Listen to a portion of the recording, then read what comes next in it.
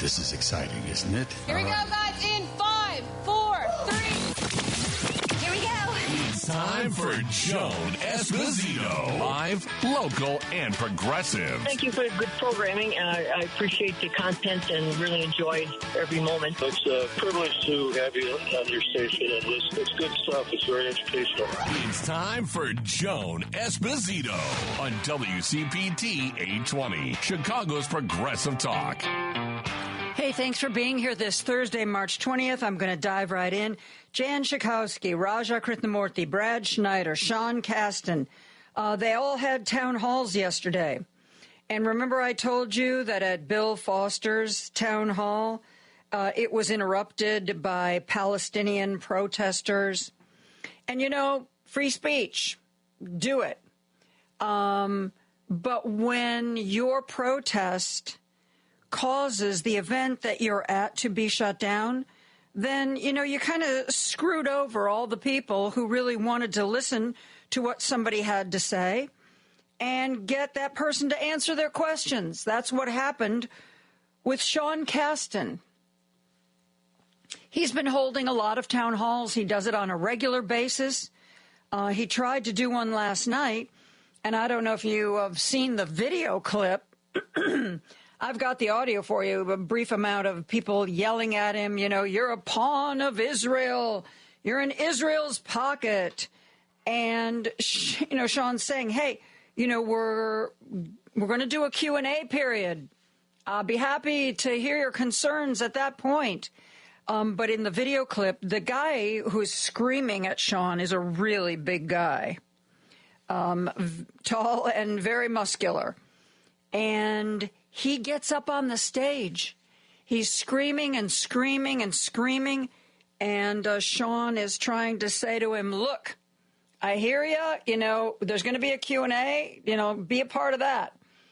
And the guy pushes him his way on stage. And there were police officers then or security officers of some kind. I don't know if they were police, who jumped up, escorted the guy out and said, you know, in the interest of security, we think this town hall should come to an end. So, great. I guess the guy got the attention he wanted. He got the news coverage. That was the point. The point wasn't to get any real answers from Sean Casten. The point was to protest in a way that was covered by the media and get their message out that Sean Casten is a pawn of Israel, which was a similar message to what Bill Foster got at his town hall. Like I said, I have a little bit, not a huge amount of the sound.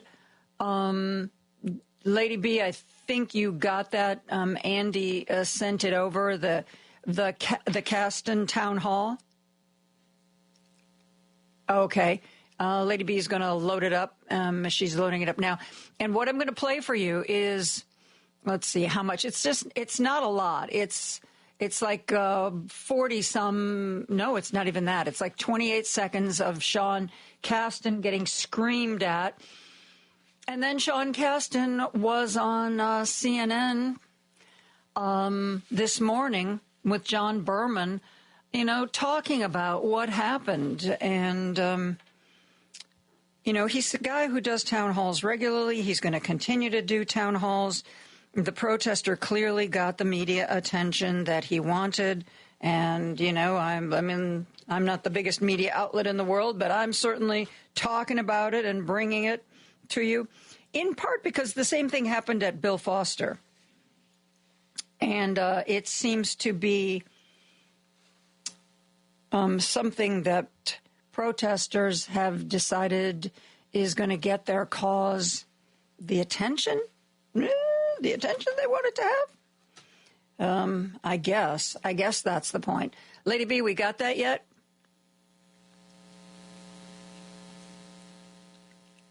Okay. This is 28 seconds from the Sean Casten town hall last night, where he is being screamed at pretty thoroughly by a guy who wants everyone to know that Sean Casten is in the pocket of Israel. He's a pawn for Israel. Listen to this.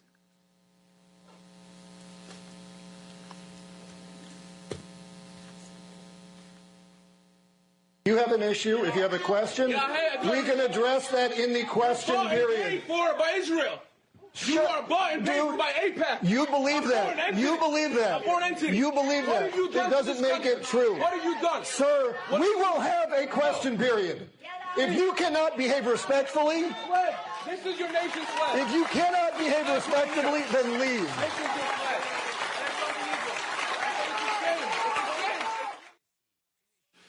Yeah, the protester was removed, but there was such a disruption, especially as I told you, the protester ran up and jumped up on the stage, and Sean Casten took a couple of steps back. I mean, the guy was pretty scary. He really seemed like he was up on that stage to physically go after Sean Casten. It is not surprising to me that security took him out and took him out of the building and said, you know what, we got to bring this to a close. As I said, Sean Casten was on CNN this morning talking with John Berman. Lady B, do we have that one? Okay, I'll try to play that for you a little bit later. In the meantime, I'm going to share with you there was a pretty raucous, but a positively raucous town hall put on by Raja Krishnamurthy last night. And the crowd was loud, but they were loud with him, and he was loud with them. I'm going to share with you right now his opening remarks. Listen to this. I will do everything to cooperate where I can, but I will oppose him where I must. And unfortunately, I've had to oppose him on a number of different policies. And I'll just tell you about a few of them, and I'd like to hear what you think. I strongly oppose the executive order banning birthright citizenship.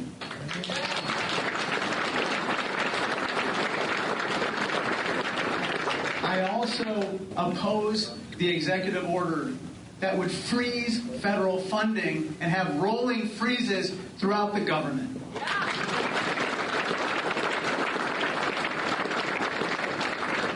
I oppose, while I strongly support efforts to make our government more efficient, to cut waste wherever we can, I oppose the way it's being done by Elon Musk and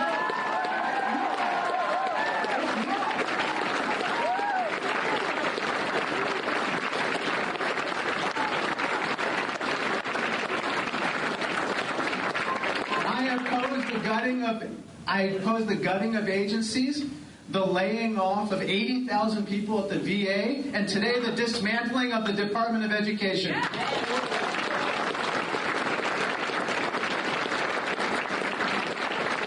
On foreign policy, I stand with Ukraine and I oppose Putin. We must stand with Democrats and democracy. And as a consequence, I had to oppose the continuing resolution. I voted against it.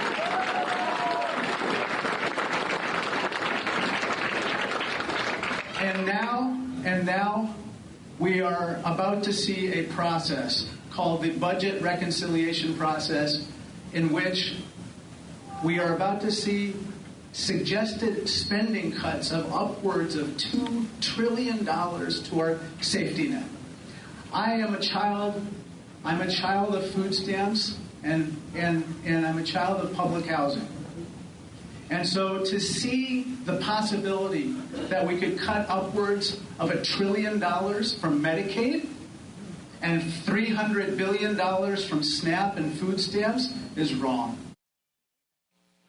That was Raja Krishnamurthy. The crowd was pumped, not exactly pumped the way it turned out at Sean Casten's town hall, where he was screamed at and security officers shut it down. As long as we're touring around to the different town halls, let's go to Brad Schneider's town hall last night. I'm going to share a little bit of what Brad Schneider had to say.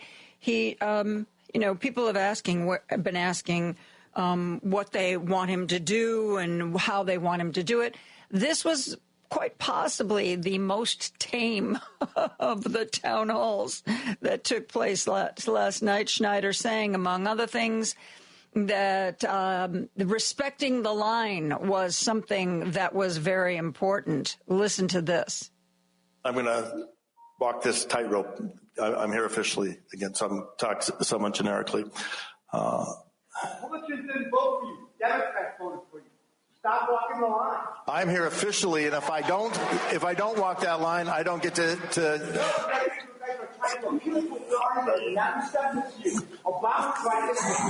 So, with all respect, I am here officially. This is not a campaign event, and there is a thick line between the two. I respect that line because I think it's proper, but I also respect that line because it's the law. So I appreciate where you are, but I have to do my job, which is here, and I think I can answer the question, but you have to understand I have responsibilities. And as I said before, I represent everybody. I don't care whether you're a Democrat or Republican. It doesn't change where I stand. It doesn't change what I believe. And I think I have been pretty clear on these things. That was Brad Schneider. As I said, town halls last night. Little bit lively. Lady B, we were able to get that Sean Casten this morning on CNN with John Berman talking about his town hall, which was the most raucous of all the ones we were looking at. Security ended up shutting it down. Palestinian protester not only screamed at him, but jumped up on stage, and it was kind of scary. This was Sean Casten talking about that this morning. The whole thing just makes me sad. I've prided myself. I've been elected now for over 6 years in this job. I've done about a town hall a month on average, and since the Trump election, we've moved that to a town hall a week. So this is actually the fifth town hall that I've held since the election, driven by just huge concern that people have about the unlawfulness, the attacks on the Constitution, and that was what the room came to hear. Unfortunately, there were a small group of people who decided to get up and disrupt on an issue that they disagreed on, and it's in their rights. I mean, no politician wins 100% of the votes, but ultimately the police felt that there was a risk to public safety and continuing because there was so much disagreement, with some of the protesters in the room, and I defer to the police in making sure that people stay safe. So we had to end, which is unfortunate. You've been critical of some of your Republican colleagues who either have canceled town halls or not scheduled them or kept press out of them. You've called some of them cowards. Do you intend to continue to hold town halls? What are your plans now? We will absolutely continue to hold town halls. And I think there's a fundamental difference here that you've got, many of my colleagues who are either not inviting anybody who disagrees with them into the room, which, as you can tell, is not something that we do, or choosing not to have them at all.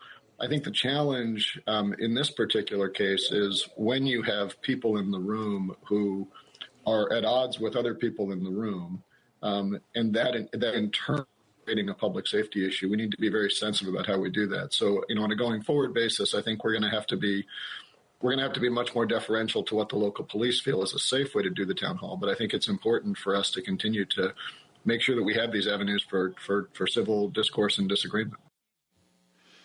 So a lot of lively town halls taking place.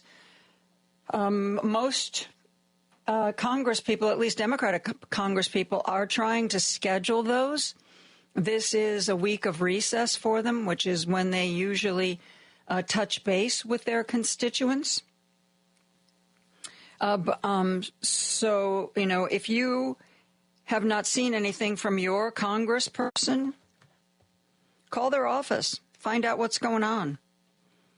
Is there going to be some people do them by Zoom, some people do them by telephone, some people do them in person. By the way, Brad Schneider, I know, both he and Raja did those in person, and the rooms they were in held 600 people. I was told that as many as 1,500 people, 1,500, as many as 1,500 people couldn't get in because the 600 seats went like hotcakes. Your democracy at work. At least your democracy is at work if you are represented by a Democrat. Republicans, as you well know, being very hesitant to hold those town halls because they're getting some pretty ugly screaming themselves. And Mike Johnson's been getting tired of seeing these clips, especially on cable news, showing everybody screaming at their Republicans, you know, why are you letting Trump do this? Do your job. A couple other things that I want to get to right away. One of the Substacks that I follow is written by a guy by the name of Harry Litman, and it's called Talking Feds. Yeah, it's sort of a little bit in the weeds. But what he has published today is really interesting, talking about how John Roberts came out. You know, Donald Trump got a ruling he didn't like, and so he immediately took to social media saying that the judge Boasberg was a radical left lunatic, a troublemaker, an agitator, crooked, and that he should be impeached. And remember, John Roberts came out and said, you know, you don't agree with a verdict. That's not why you impeach a judge. You disagree with a verdict. You go to the next round. You go to the appellate court. And, you know, a lot of us were like, well, you know, John Roberts, you created this situation. So, you know, why are you surprised that this is happening? But one thing that I've been reading some legal experts who pretty much agree that that statement that Roberts made, they're calling it extraordinary. They said, I guarantee you that anyone who understands the world of the Supreme Court heard it as deafening.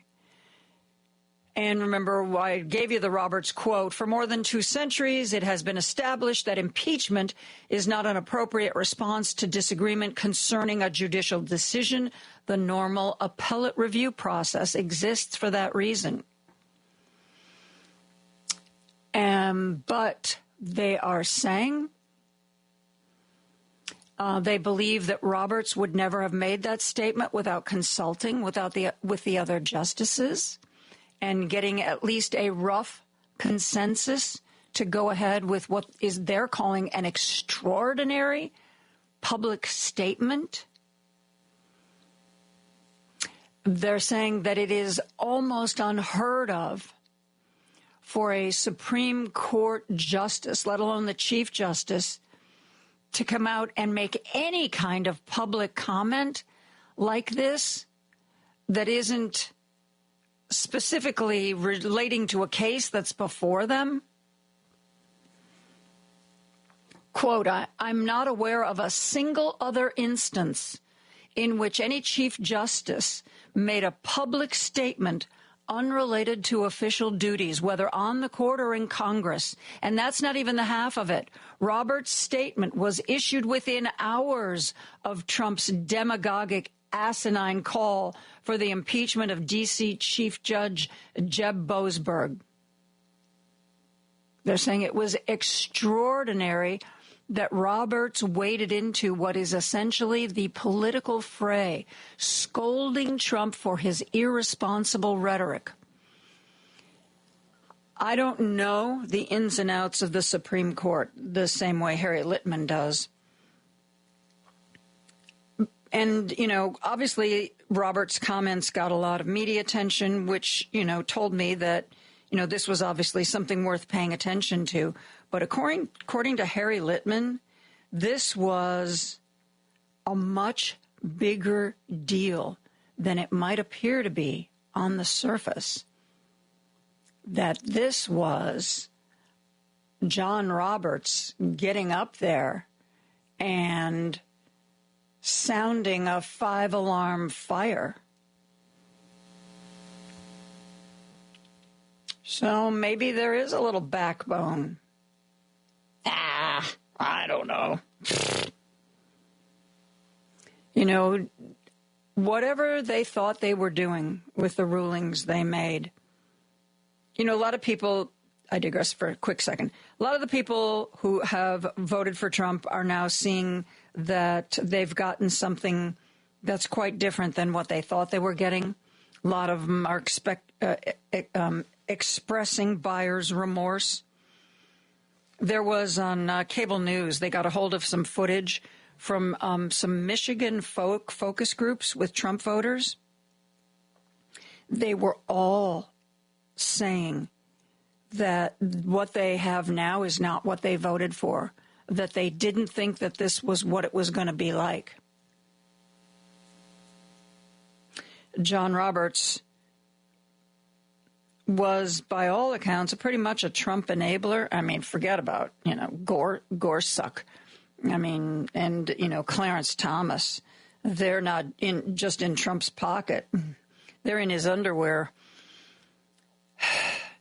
But maybe, just maybe, John Roberts and the other members of the court are starting to realize just how little Donald Trump thinks of them.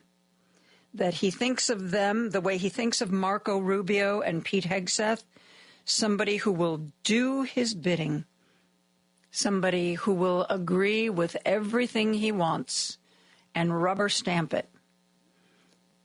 I think even John Roberts is waking up to the fact that he got something he did not expect to get. We'll see. We'll see how they rule. One more thing. Today is the day Donald Trump is supposed to be signing the executive order that eliminates or begins the elimination of the U.S. Department of Education. That's supposed to happen today. It will, of course, be challenged in the courts. But the wrestling woman, McMahon, who he appointed to be the education cabinet secretary, she's apparently all in on this getting rid of the Department of Education, and she's going to start by initiating cuts in personnel, cuts in budget. She's paving the way. You know, in his first term, Donald Trump also said he was going to get rid of the Department of Education. And remember, he put Betsy DeVos in charge? And somehow he never got around to actually eliminating that cabinet position. I don't know if Betsy had anything to do with that, or whether he was just so busy being yelled at by his generals that he didn't get around to it. But today he's going to sign an executive order. Why this man thinks that he can rewrite the government with his pen, and why is he doing this? He's got a Republican rubber stamp Congress and a Republican rubber stamp Senate. You want to get rid of the Department of Education? Do it legally. I mean, an executive order is going to be challenged in court, and dollars to donuts, it'll be struck down. Sound and fury signifying nothing. We are going to take a break. We're going to be back with your calls and texts right after this. Podcasts of Joan Esposito, live, local, and progressive, are available on Spotify, Apple Podcasts, TuneIn, iHeartRadio, YouTube, and Amazon. Just search for Joan Esposito. This is Chicago's Progressive Talk, 820 AM, WCPT Willow Springs, and online at WCPT820.com, where facts matter. Want to join the conversation? I just wanted to thank your station for consistently reporting the facts. In a world of clickbait headlines, your station is who I trust for the real news. Call Joan now at 773-763-9278 and join the conversation. Joan Esposito, live, local, and progressive on Chicago's Progressive Talk, WCPT 820. Taking your calls, reading your texts. Got a text I've been talking about the protests. Sean Casten heard protesters at his town hall. Bill Foster got protesters, as you heard. A couple of people were yelling at Brad Schneider. Somebody said, are the protesters interrupting Democratic town halls actually MAGA people trying to prevent the town hall meetings? I get the sense more that it is an organized Palestinian protest. Disrupt the town hall to the point where you get media coverage and shine a light on this issue that you care about. That is my sense. But you know what? We're going to go to the phone lines. Bill from Oak Lawn told Lady B that he was at the Sean Casten town hall. Bill, thanks for the call. Tell us what you saw and what you heard. Thank you, ma'am. Thank you for the opportunity. Yes, I was there, and I have a lot more video than the less than 1 minute that has been shown on the media. Part of the issue is it is indeed a Palestinian issue because what is happening in Palestine and Gaza is genocide.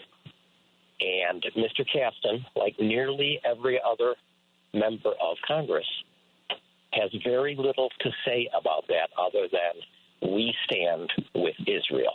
And that's fine to say you stand with Israel, but we can't ignore the entire history of what has been happening there since 1948. A lot of people like to say... And you know what? I think people can say they stand with Israel, but I don't think that necessarily means that they agree with everything that Benjamin Netanyahu is doing there. I mean, I refer to him as the Donald Trump of Israel. He's, some people said at the beginning of this conflict that Netanyahu had no motivation to end it quickly because he was facing prosecution for corruption, which was put on hold. So, yes, I think that saying you support Israel is a safe thing to say, Bill, but it doesn't really explain how you feel about the way Israel or Benjamin Netanyahu is conducting this. Don't you agree? I would agree with you on that. However, no matter who is the president, Israel basically gets a blank check from the U.S. It's nice to channel your inner Susan Collins, and I'm not speaking to you directly, I'm speaking about politicians, and say, I'm very concerned. But concern without action, it's just words. And while what I mentioned to some of the people there, because I was one of the people that interrupted and was asked to leave, what I said is, while we're talking here, people are being killed. Children are being killed. Gaza is being flattened. It's being rendered uninhabitable. And I'm curious, Bill. Can I just ask you a quick question? Since you were there, one of the things that I heard Sean Casten say is, because a lot of times these congresspeople, they'll make opening remarks and then they take questions. I think part of the reason why it sort of degraded, it seems that the people who had a message for Sean about Israel didn't want to be a part of the question and answer period. It seemed to me that it was a protest designed to get media attention. If you have legitimate concerns, I'm not saying you don't, but wouldn't that have been addressed in the question and answer period? Couldn't you have gotten up and said, Sean, it seems to me you're doing this and you should be doing that? That is a legitimate point. However, part of the problem is polite, respectful conversation does not get media attention. That's true. But what also does not get media attention is what is actually happening in the West Bank. Because generally the media doesn't cover anything, or it's a both sides thing. The Israelis killed 42 people, and they were all militants. Well, I'm an old person, and I can remember the Vietnam conflict when every single casualty in Vietnam was a communist fighter. Now, we both know that's So you don't feel like your point of view would have been adequately represented in the Q&A period. So you weren't, does that mean that you weren't really there to get answers from Sean Casten? You were there to be disruptive, to get media attention for your cause? Well, one quick point is Sean Casten has made clear that he is unequivocal in his support of Israel. So ask him the question and get him to explain it. What I'm saying is that, you know, the really sad part of this is, yes, you did a bang-up job. You got the attention for your cause. But everybody else who was there and wanted to hear what Sean had to say and wanted to ask him questions about things, they didn't get that opportunity because the protest was so disruptive that the security people called an end to the town hall. And that doesn't seem fair either. I understand that. But one thing about the framing of this, I know the person who stepped onto the dais. He was about 4 feet from Representative Casten at all times, and there were 2 staffers in between them as well. He made no move to reach out towards he had no business being up on the stage, just getting up on the stage. I watched the video and I was frightened. You see Sean Casten take a couple of steps back when a big guy who's screaming at you jumps up on stage with you. I'm sorry, but you know, you're an idiot if you don't see that as a threatening move. Come on, Bill. The police did not see that as a threatening move. Well, they grabbed the guy, they pulled him away, and they shut down the town hall. So they were clearly concerned. That's not actually how it happened. Well, then how did it happen, Bill? I will tell you. The guy that was on the stage, the police asked him to step down. He stepped down. The police were quite professional there. They talked to both sides. What was he doing on the stage in the first place? That in and of itself is a threatening move. I mean, come on. Salman Rushdie was speaking. Somebody jumped up on stage. Nobody did anything. And the guy stabbed him multiple times, almost killed him. That is a threatening move. Getting up on stage in and of itself was a physically intimidating move. Okay. If that is your opinion, I'm not going to argue with you about that. One last thing I'd like to mention, though, because I know you have other callers, and this isn't my show. I don't want to be the attempted star. Sean Casten likes to talk about all of the town halls he's had in the 6th District. Well, since the primary with Marie Newman in 2022, he's not physically appeared in the Cook County portion of the Illinois 6th District, other than at a couple events that were political events arranged so he'd show up at a town hall and do something. There was no attempt to take questions or opportunity. So you don't count telephone town halls or Zoom town halls as good enough? I do count that, but if the district isn't that huge that he can't come into the Cook County portion. Over half of the district is in Cook County, and Cook County has the largest concentration of Palestinian Americans in the country. Well, now, I appreciate the call, Bill, and I appreciate you telling us what you did and what you saw. But I've got to tell you, if I was Sean Casten and experienced what happened last night, I would restrict myself to telephone and Zoom town halls, too. Who wants to put themselves in danger? You know, and the whole point of a town hall is tell me what you think. Tell me what you think I'm doing right. Tell me what you think I'm doing wrong. And I don't think the point of a town hall is to put yourself at risk. And I think he put himself at risk last night. But, Bill, I thank you for calling in and sharing your story with us. I appreciate that perspective. Thank you. Let us go to Jeff, who is calling in from Elgin. Hey, Joan. Hey, Jeff. I got to say, I agree with a lot of what Bill had to say, and I'm glad for the insight into how the rest of that event kind of played out. I got to say, as a country, we seem to be losing our taste for protest. It's not our job. If we're not the one protesting, if we're not in the street, if we're not in front of someone risking, arrest, it's not our place to say what's a right or wrong way to protest. There's a lot. I disagree with you. There is a right way and a wrong way to protest, because if you're doing a protest and there is violence or you bring the threat of violence, that crosses the line. That's not what Martin Luther King did. That's not what Gandhi did. They got what they wanted, but they knew it had to be peaceful if it was going to be taken seriously. Because when you protest something and you bring violence, it is so easy for people to discount you and discount your argument. Oh, well, they're not, if you're peaceful, people are forced to focus on what you have to say. If you are violent or bring the threat of violence, that's what people focus on. And I believe they discount whatever argument you're trying to make. I think it actually undermines a protest.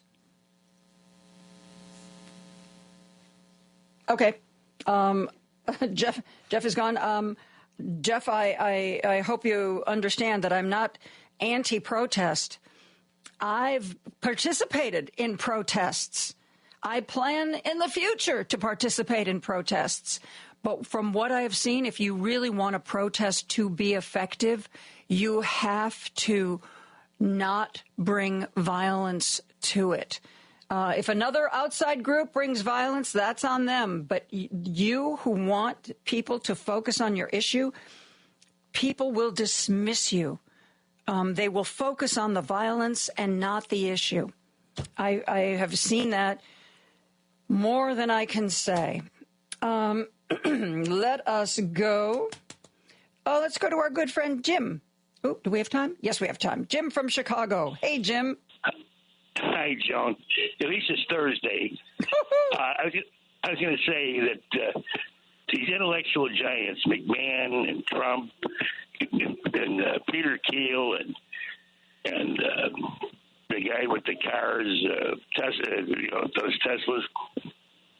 Mm-hmm. What they intend to do, and Hillsborough College and all the Prager University. And all these Republican think tanks have been looking at this project. When I listen to QAnon stations, they say, well, get your kid out of school.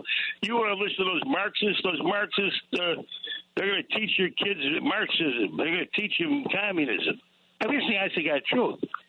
And the ridiculous thing about it is, what are the teachers going to do in the United States of America?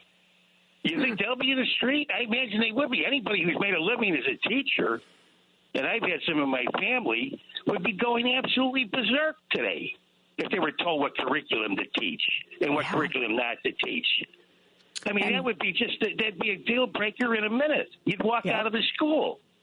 And you know what's really ironic with this closing of the Department of Education, Jim? The states that get the most money through the Department of Education from the federal government, they're red states, especially southern red states. They tend to be a lot poorer. They get a lot more money from the federal government than New York or California or Illinois as a rule. So, they supported Trump. They voted for Trump. And now they're going to discover that a bunch of their funding is in peril. But, Joan, what's the end game here? Are you really going to walk into a classroom and they're going to tell you that the United States started in 2024? Jim, it wouldn't be if Donald Trump said something like that. It wouldn't be out of character. I mean, the craziness continues. That's another reason why I'm really stressing. Almost everybody within the sound of my voice has an election coming up April 1st. And it isn't going to be a big election. There isn't going to be a president on there. But it's going to be the Wisconsin Supreme Court Justice Susan Crawford, who's Elon Musk is trying to bury because he's got a court case coming up in Wisconsin. And he thinks that if he gets the Republican elected, he's going to have a friend on the court. And he's probably not wrong. School boards. I just finished my mail-in ballot yesterday, and I have 2 different school board elections. And I spent a little bit of time looking to see who was running. And sure enough, for one of the board seats on one of the ballot measures, one of the guys a MAGA. And, these are really important elections. If you don't want to see teachers dictated to, if you don't want to see more books banned, you got to pay attention to who you vote for library board. You got to pay attention to your elementary and middle school board, your high school board, all of the above, because those are the people who can really wreak havoc. Well, it's April Fool's Day, and I hope we don't get fooled again like we got fooled with this screwball in 2024 and his acolytes, because can they really buy this election? I mean, if they could keep buying elections, I can't see the end of this. Because if you can't get a decent education in school, where are you going to get it at? In no school, I never recalled any to my teachers ever saying, "Oh, here's a Republican, here's a Democrat, here's what the." It was nonsense. I was just taught when to vote, how to vote. And nobody told me how to vote. I went through osmosis. I got it through osmosis, like most people do. In other words, if you got your first influence is your family. What do they think? How do they feel? Yeah. And some people grow away from that, and some people absorb that. But this party's gone mad. This is completely madness now. When you're trying to influence education. It's just way out of bounds. You can't do this to the American public. Yeah, and we really need help when it comes to education. I was looking at one statistic this morning that when it comes to literacy, the ability to read, we are 36th of the countries surveyed, 36th. In the number of our citizens who can read competently. Joan, in Canada, they realized this decades ago. They got school library books on wheels in the neighborhoods that were kind of underdeveloped and had the kids read.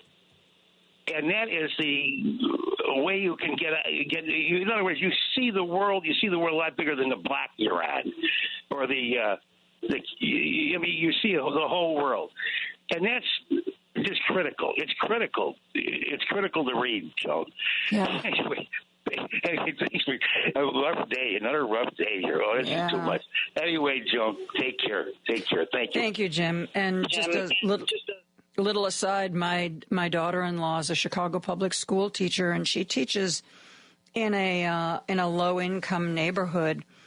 And she's middle school. And she said that a big problem she has with a lot of her students is when they talk about things that she'll give them an assignment, but she said a lot of her students, a shocking number of her students, really can't read much past like a third grade level. And that, she tries to do what she can, but that's a real stumbling block.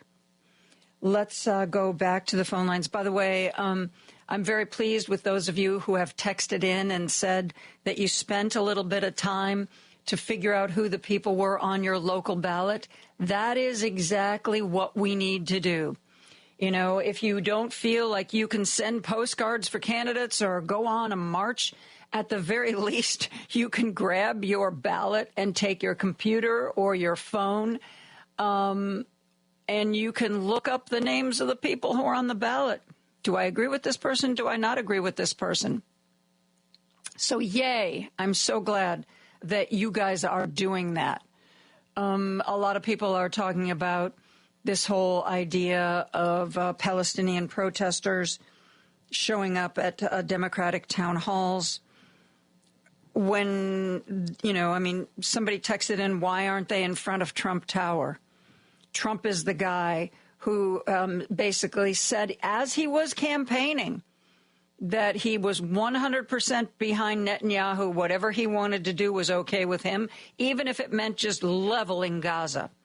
And now we know why, because He wants to turn that whole Gaza Strip on the ocean into a resort area. Got to get rid of the pesky 1.8 million Palestinians who live there to do it, but that's not a problem. They can be relocated, right? And somebody else was pointing out the people who said that they wouldn't vote for Biden because they didn't like his stance on Gaza, didn't think he was fighting Netanyahu hard enough. Again, Kamala Harris may not, in your mind, have separated herself enough. She said to the Palestinians who protested at her rallies, look, I agree with you. I'm on your side. So, what are you yelling about? We both see the situation the same way. But no, that they couldn't vote. They couldn't vote for her because they didn't think Biden had taken a tough enough stance. Of course, they didn't seem to pay attention to the fact that Donald Trump basically said, if I get in there, Netanyahu can level Gaza and I don't care. So, yeah, my mom used to call that biting off your nose to spite your face. Let's go back to the phone lines. Ron is on the line from Chicago. Hi, Ron. How you doing? Yes, it never stops. It Trump, does not. No, it doesn't. It keeps going. Trump now wants to withhold federal funds from the Chicago public transportation system because he says there's too much crime and there's too many homeless people in the subways, and I think this has to do with the Chicago police not helping the immigration people here in Chicago. Yeah. Good times, huh, Ron? Oh yeah, never stops. Never stops. No, and the Trump was asked yesterday about the Chief Justice Rogers' comments about the impeaching the judges, and first he gave that who me look, and then he said, well, he didn't mention me by name, did he? And then he said, well, I don't know if he was referring to me. Who else do you think he was referring to? Yeah. He can really act that dumb. He can really get that dumb act when he wants to. Oh, thank you, Ron. Okay. Thank you for the call. Okay. I want to share another text that came in. I was talking about how a lot of the red, particularly southern states, get far more money from the Department of Education than do any of the blue states. So once again, Donald Trump is taking an action that is going to end up hurting his voters more than anybody else. Somebody sent in, this was a survey done in the 21 to 22 year, states that receive the most federal funding for public schools. Number 1, Mississippi. Number 2, South Dakota. Number 3, Arkansas. Number 4, Montana. Number 5, Kentucky. They support Trump in all those states. And they are going to, Mississippi gets more than 23% of its funding for its schools from the Department of Education. All of them, 5 I just mentioned, they get anywhere from 20 to over 23% of their funding. You know who doesn't get as much money? New York, New Jersey, Connecticut, New Hampshire, Massachusetts. They get, none of those get even 10% of their funding for public schools from the federal government. His tariffs are going after farmers. His attack on the Department of Education is going after the rural voters from the red southern states who supported him. Alabama, the number one employer in the state of Alabama is the University of Alabama. Guess whose funds are being cut?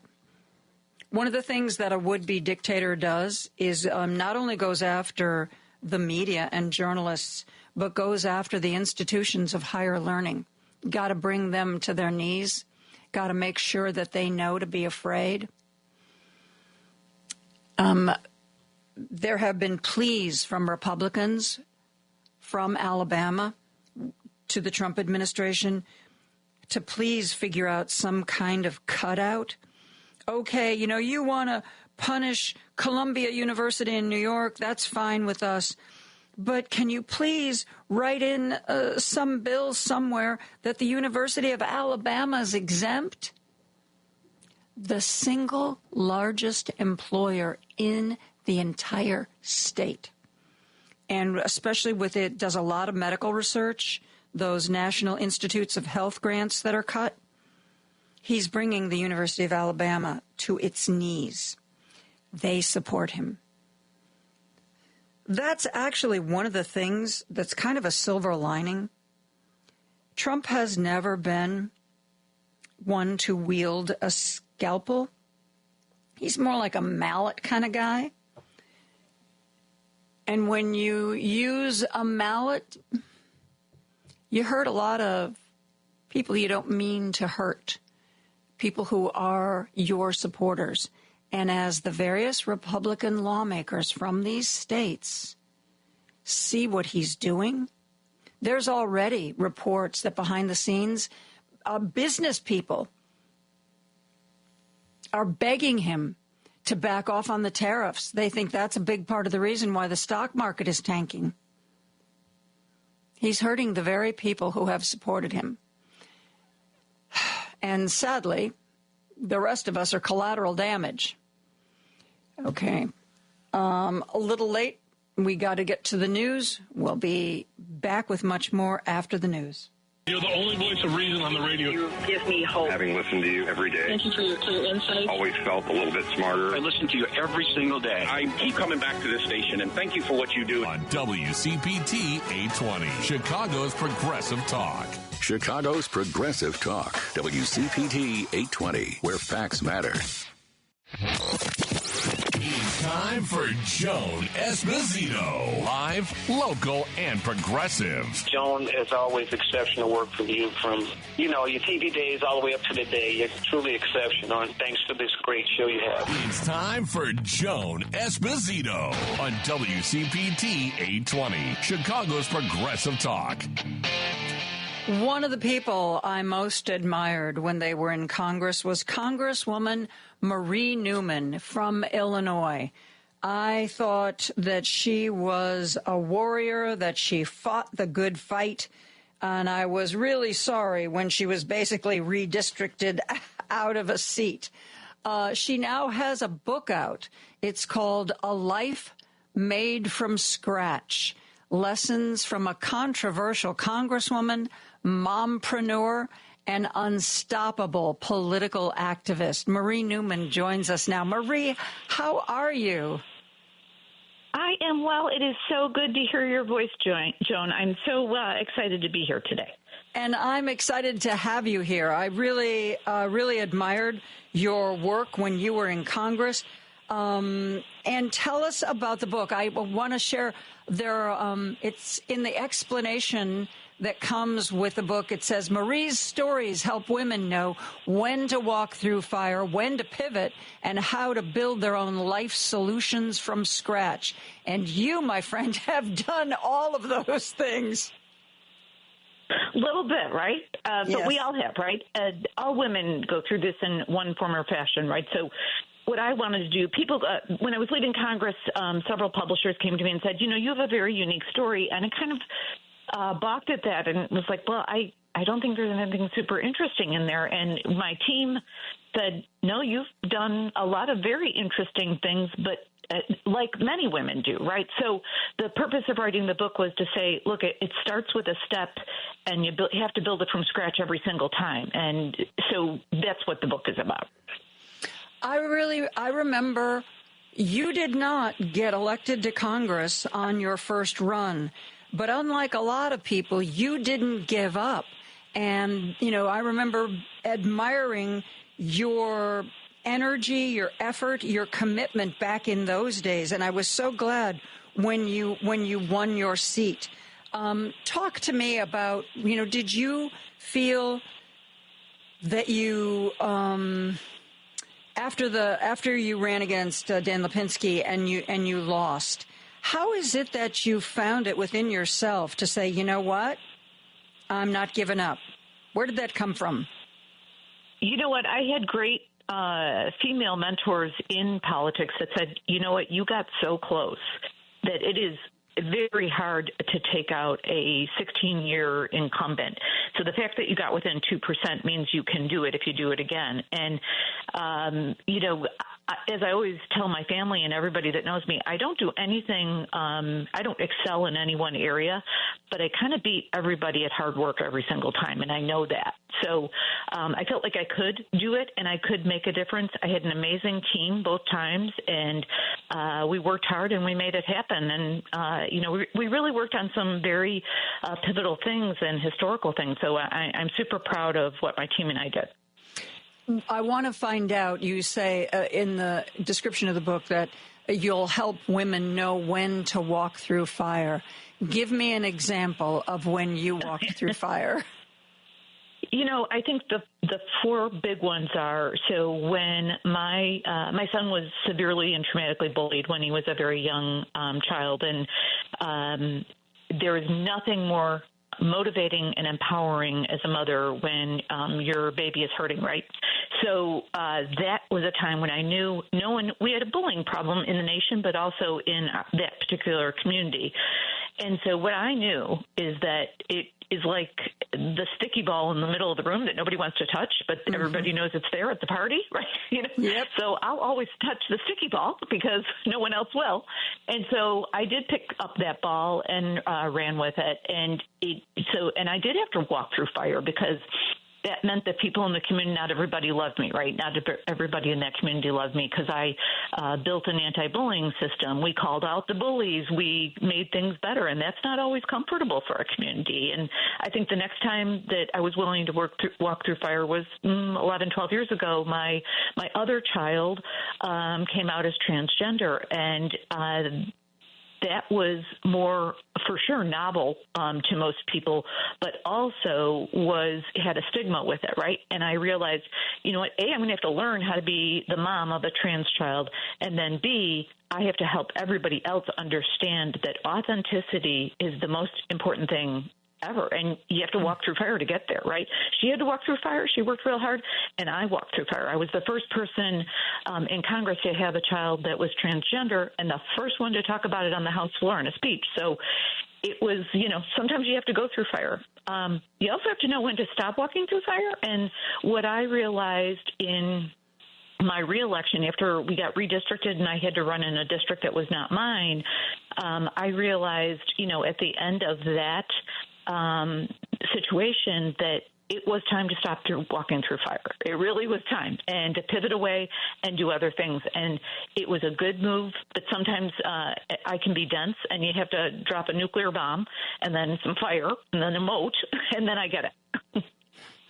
That's so fascinating. What advice would you give to parents when their kid shares with them that they're trans? What's the one thing you learned you'd like to pass on? Yeah, there's just a few things to learn and say and do right away is to let them know you love them no matter what. We're so happy you found your identity and authenticity. That is so important. When you don't have your own identity and authenticity, it's really hard to do anything else in the world. So we're thrilled about that. And the third thing is you know what? We're going to figure this thing out together. That's wonderful. That's wonderful, because I've known families where a kid speaks up about being trans, and it just feels to me like every family has to reinvent the wheel with figuring out, how to cope and how to best support that child. Do you talk a lot about that in the book? Yeah, I have a few chapters. In fact, I recommend if you have a child that has just announced recently. It's a good. There's 2 or 3 chapters in there that will be very helpful to parents. So, and I hope it is. So, I think that that's a good place to go for that. Excellent, excellent. Your life on Capitol Hill, what was that like? You know, as I say to many, I just had my book debut party on Tuesday night, and I told the story of January 6th. That was my 3rd day on the job. Hand to God, I had just learned where the ladies' room was in the Capitol. So, and it's a big, confusing place. And so I think that is the most startling memory that I have from that time. But I have great memories of my team and I working hard, and I passed 6 bills as a freshman. That was quite notable, and had a great team there. We put through landmark historical legislation, and really as a team led by President Biden, ended COVID, right? Ended the pandemic. That was remarkable as a great team. So having been there in a historical time, in a historical situation, and being the first woman to represent my specific district, I have really great memories of what we all did together. Tell me your experience with Nancy Pelosi. Yeah. You know what? In general, we agreed on so much, right? Like and she was a really good. I will tell you, she was Sengali-like in that she could get people to consensus without them even knowing it. It is remarkable how good she was at keeping that caucus together. And it is very, very hard. It is, you think corralling cats is hard? That is nothing. This is like corralling alligators with cats and horses and some aliens. Like that's what that. So she was a good leader. You know, we disagreed about money and politics very, very clearly. I believed in healthcare for all. She, wanted to go with a more antique model, and certainly was betrothed to big bully PACs like AIPAC. So we differed in some places, but in general, women's rights and many things, we were right on target. But she was fierce. Back to January 6th, she's the one that led everybody that day. She was the president that day. Yeah, I've seen some of the clips, and I'm glad that I think it was her daughter was there recording everything. I'm glad of that because the Republicans tried to rewrite that history of, Nancy, like Trump saying, Nancy Pelosi, I offered her 10,000 National Guard and she said no. And, thank God we've got the actual video where we know that was a blatant lie. What do you think when you look at what's going on right now with the reelection of Trump and the attack on our democracy and the dismantling of our government agencies? Man, I don't know if I were you. I think I would be glad I wasn't there to be upfront and close and personal to all that. But what goes through your mind when you see that?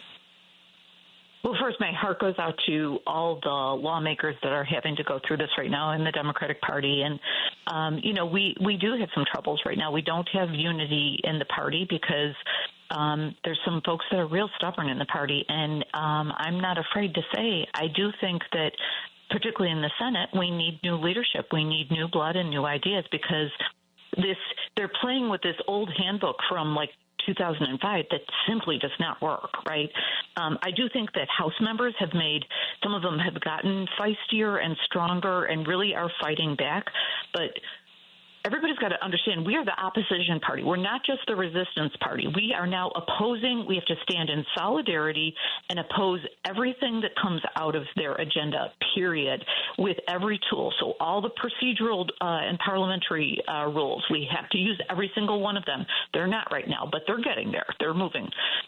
We have to make sure that all of our activists are coordinated. Indivisible, Move On, Project 5051, they're all doing amazing work. I'm doing town halls myself across the Midwest and on Zoom so that people can understand what works in activism and what doesn't. And the boycotts are working, right? They're working. People, Amazon is even seeing a dip. Tesla, their stock cut in half. We're seeing real progress. Target lost $16 billion in the first month, so we're seeing progress on a lot of this. And I will tell you, Joan, what I'm most proud of is the people are leading. The activists are leading us out of this. And I think that's who, nobody's going to come to save us. We are going to save us. And it is powerful. I have to tell you, the Republicans are definitely, they aren't having town halls. They're afraid to be in public. Like, that's a good sign. So to everybody that's listening, keep up the amazing work. Yeah. I'm talking to former Congresswoman Marie Newman. She has a new book out, A Life Made from Scratch. We're going to take a break and talk to her more right after this. There's no excuse to miss Joan Esposito. It's number one on my stereo. Live, local, and progressive. You can listen to her daily at WCPT820.com on your computer or phone.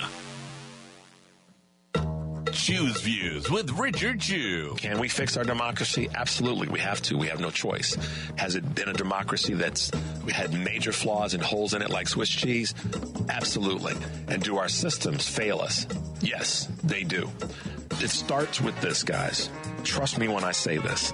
It starts with acknowledging that we have these issues and we have these problems. Richard Chew. Weekday mornings at 6 on WCPT 820. Because facts matter. You're listening to WCPT 820. Now back to Joan Esposito. Live, local, and progressive on WCPT 820. Former Congresswoman Marie Newman is the author now of A Life Made from Scratch. Lessons from a controversial congresswoman, mompreneur, and unstoppable political activist. Marie, I want you to talk more about what you were saying right before we went to break, that you're now doing town halls and communicating with people about, when it comes to activism, what works and what doesn't. Give us some insight into that.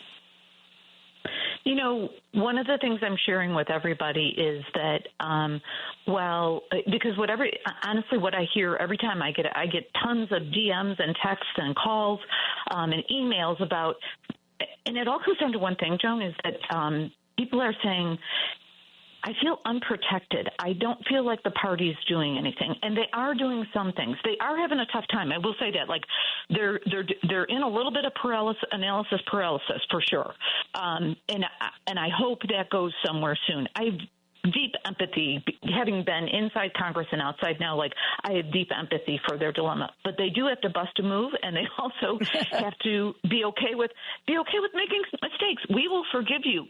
Showing activity is much better. So when Tim Walz and Ro Khanna and AOC and Bernie and Chris Murphy go out and do town halls in Republican districts, we need that and 10,000 times more of that. So do those things. Be visible. Tell people what the real deal is. When you take away U.S. aid, it puts us in a very precarious position in the world, and people die. When you take away the U.S. Department of Education, your civil rights are simply taken away completely. Like, get real clear with people. One of my, big, when I was in Congress is talk to people about their everyday, not about the things that you want to talk about. And I think the most powerful and compelling thing that every member of Congress, if they got out there and said, hey, you know what? We're here to listen today about what you want, and you know what? We screwed up. That would be so powerful. And I think people would engage like they've never engaged before with the party. Yeah. Who do you think's doing it right? I agree with you. Chris Murphy and Tim Walz and AOC are out there. Who else? Who else should I be paying attention to? Congressman Ro Khanna, he's a real leader, has always been a leader in Congress and a dear friend. He is going to all of the very, very ruby red places in California for the next 2 weeks to really sit and listen. What he does well, and this is what I think he and I agreed on since I began in politics, was sit down and ask people what they're worried about every day. What is that thing that is in your the pit of your stomach every day? And I think that is powerful because you know what, Joan? We haven't gotten out to rural areas in 20 years. We haven't gotten out to ex-urban areas in 20 years. And we've only gone to the 7 magical states, right? Well, there's 50 states in this nation. So the fact that, these superstars, Jasmine Crockett, AOC, Ro Khanna, Chris Murphy, Bernie, and Warren's getting out there too, are going out and having these town halls, I think it really is powerful, and it's going to make a big difference. Yeah. One of the things that one of the recent outrages coming out of Washington, Donald Trump saying that the Biden pardons for the January 6th committee are not valid because he didn't sign them with a real pen. He signed them with an auto pen. Just today, Charlie Sykes released another interview that he and Adam Kinzinger, they both have Substacks and they love to talk to one another. And Adam Kinzinger was as aggressive as I've ever seen him. And he was like, you know what? I am so sick and tired of Donald Trump whining and saying that he's going to invalidate these pardons. He's going to prosecute all these people. He said, do it. He said, do it or shut up about it. Because he said, I'll tell you this, if he prosecutes me, he said, I'm going to crush him in court because he will have to bring trumped up charges because I didn't do anything wrong. And he said, not only will I crush him in court, he said, but it's going to make me, I've seen 2 different versions of this. He says anywhere from 3 times to 30 times more powerful an opponent of Donald Trump. And at one point he said, if he gives me this platform, I will bury him. I don't know if anybody else is coming out on the January 6th committee and saying things like that, but I think that's how you rein in a bully. You look at him and you say, you're threatening me? Bring it on. Do it. Do it or shut up about it. It's exactly how to handle a bully. I wrote a book on anti-bullying too, and was an expert in the early days of the anti-bullying movement. And so you don't back down from a bully. They ultimately are insecure, scared little boys, right? And so really how you do it is what Adam said, is that, bring it. And that's what I've said every time I've had a big fight. It's like, okay, you do you, and I'm going to do me, but it's going to be ugly for you. I got to tell you that, So he's exactly right. And the whole pen thing, so ridiculous. By the way, Donald Trump signed multiple EOs last time when he was in office, and this time with an automatic pen. So shut up.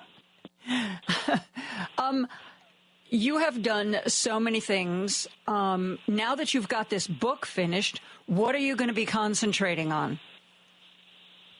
Yeah, so right now my focus is still what has always been when I was in politics or in activism, is equity for all. So I have this book coming out, and I'm on tour starting next week.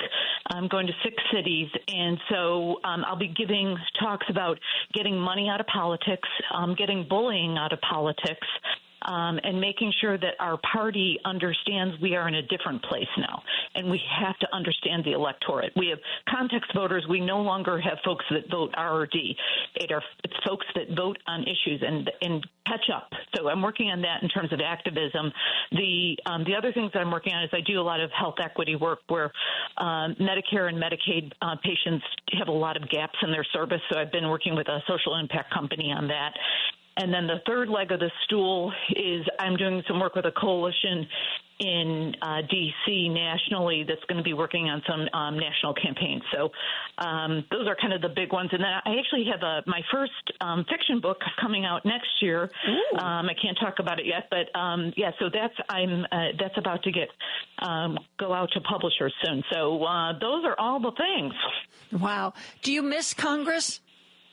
I do miss certain things. I miss working on legislation, and then I also miss working in the community. I had the amazing privilege of working with a great team there, but also the constituents were amazing partners, right? We got, during the depths of COVID, got milk and potatoes and medicine to people by all working together with very manual labor.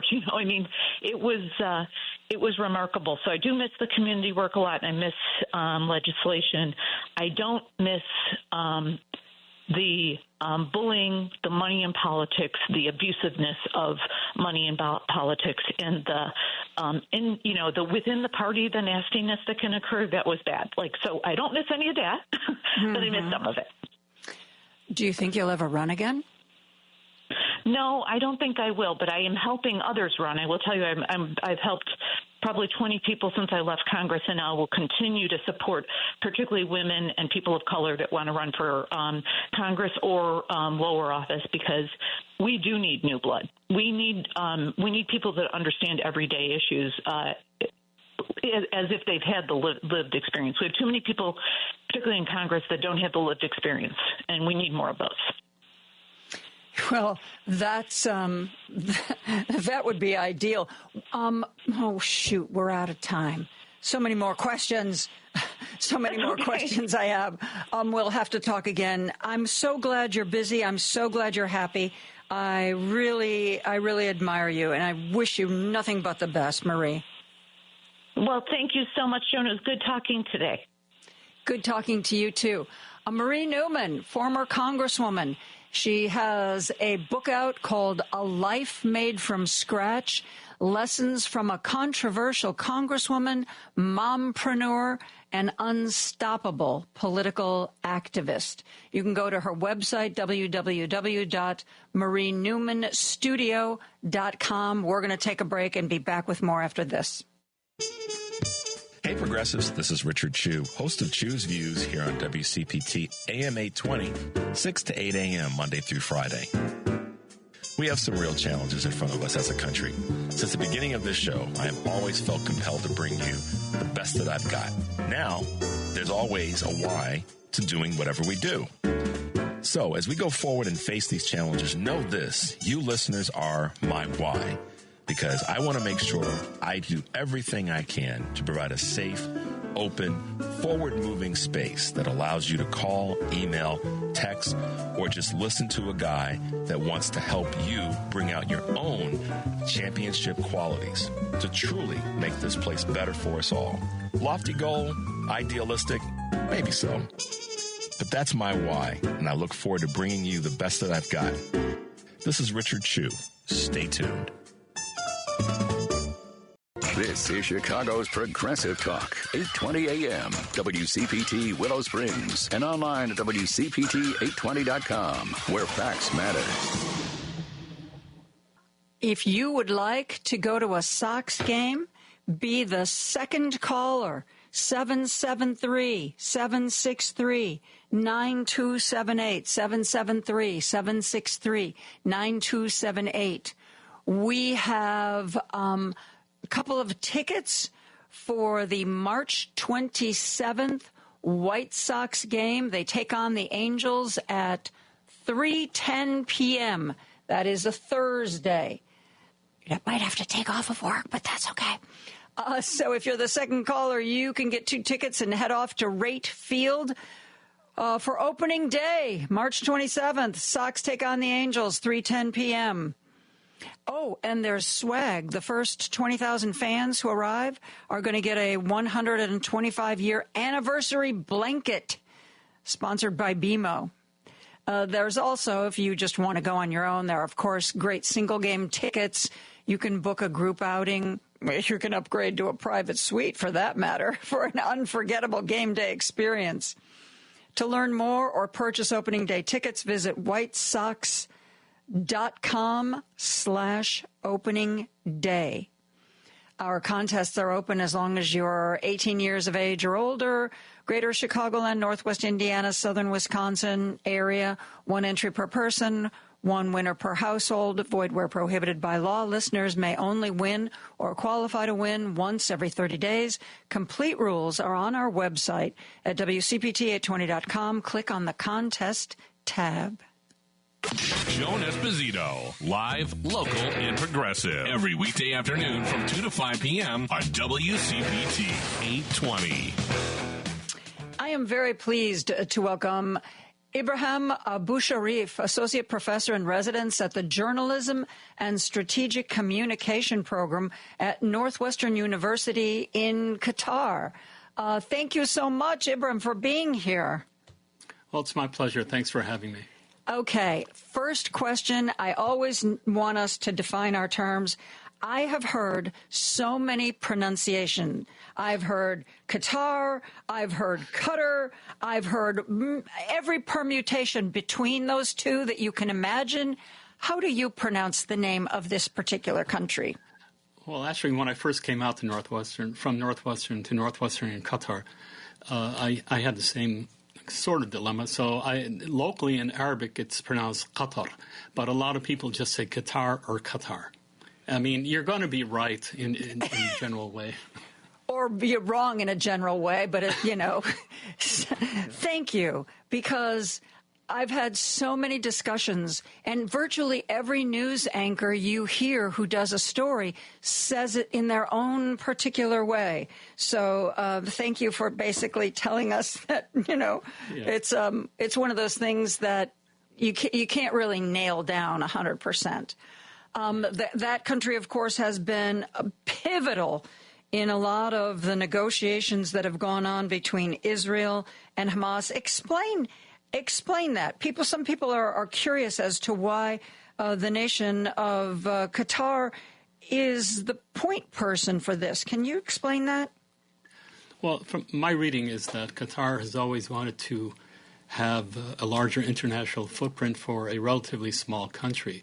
But it also has a natural bridge and having a positionality to seek peace between various parties. It's not just between Hamas and the Israelis.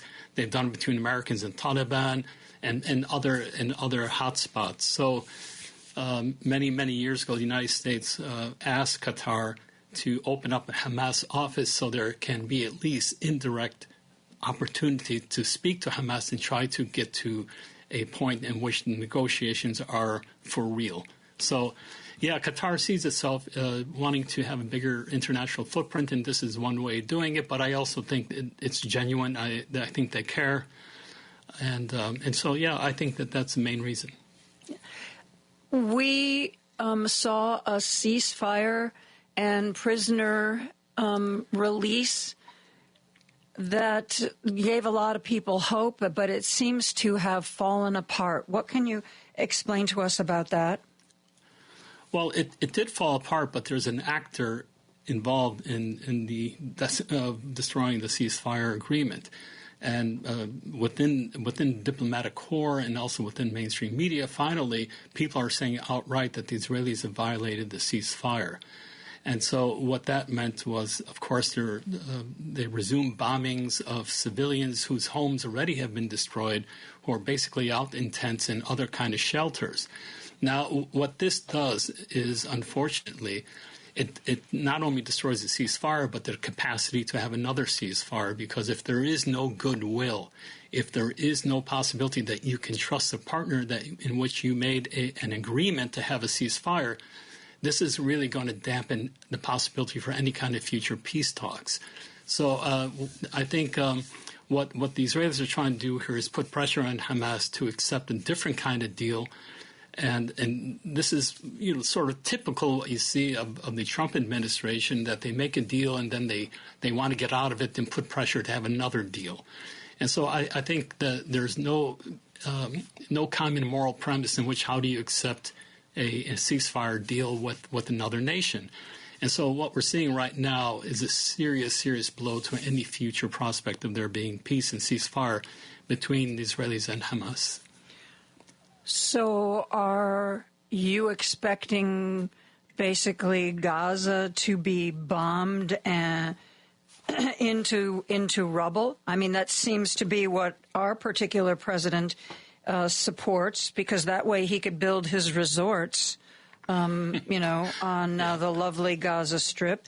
Is that what you see coming? Well, what you have to do in these diplomatic moments is being able to read the moves and see what the future plan is, because there's always a diplomatic plan and then there's a backroom plan.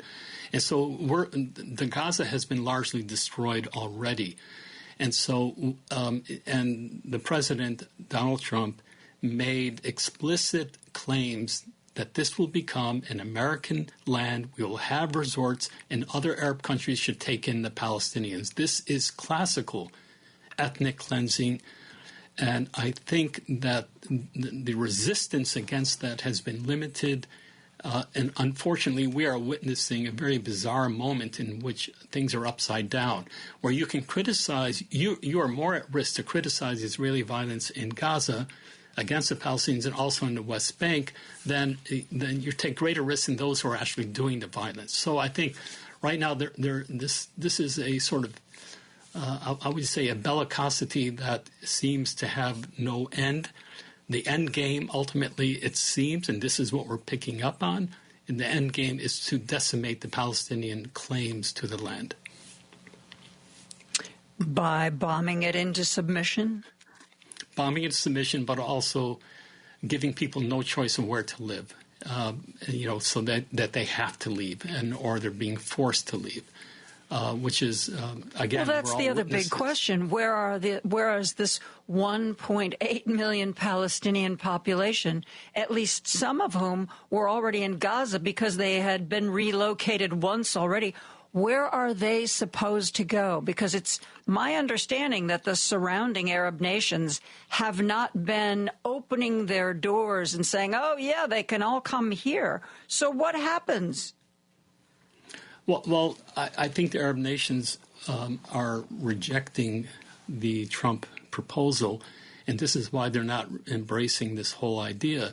The Palestinians have a land. They already have a land. They don't need to go anywhere. And many of the people in Gaza, as you mentioned, have another place to go to, and that is Palestine itself, the place from which they were originally driven out. And so to assume that just because you're an Arab country and you have Arab people like the Palestinians, therefore there should be no problem for you just to accept them. This worldview is, I think, it's part of my research, is part of the epistemic injustices that we live with, where we think that it is possible to take a whole category of people and remove them.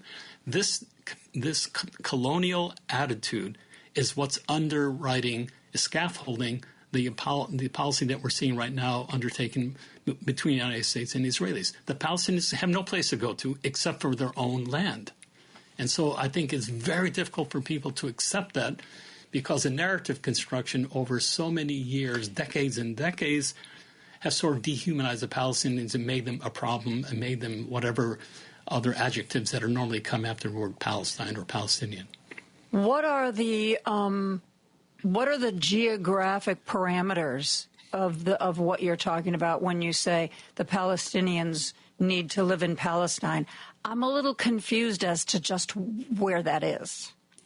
Well, it's a point to make when people are suggesting the Palestinians move. It's really move again, to be displaced again. In 1948, there was something called the Nakba, and that is when the State of Israel was created, and many villages were destroyed. And there were 750,000 people displaced, hundreds of thousands killed. And so many people in Gaza actually were displaced from their original homes pre-1948. And so if somebody is thinking about forcing the Palestinians of Gaza to leave again, we are forgetting that at one time they were forced to leave from what is historical Palestine. So this is what I meant. If one thinks that just because you're an Arab country, you have the capacity and you have the political will to accept the people, and not doing that does not mean that they don't care about the Palestinians. What they refuse is the basic assumption that if people can be displaced and put somewhere else, so Trump can have his resorts. This is a refusal of that. I'm talking to Ibrahim Abu Sharif, Associate Professor in Residence at the Journalism and Strategic Communication Program at Northwestern University in Qatar. We are going to take a break. We'll be back with more after this. Take Joan Esposito, live, local, and progressive, with you on the go by using the TuneIn app on your phone. Just search for WCPT 820. Hey Google, play WCPT. Streaming Chicago's progressive talk from TuneIn. Now back to Joan Esposito, live, local, and progressive on WCPT 820. Ibrahim Abu Sharif is an associate professor in residence in the Journalism and Strategic Communication program at Northwestern University in Qatar. We have been talking about the recent disruption of the ceasefire agreement, the recent violence, where the Palestinian people are supposed to go. What is this going to be a forever war? How do you see this coming to an end? Well, I think there needs to be a political will, especially those who have, the power asymmetry here is unbelievable. It's very striking.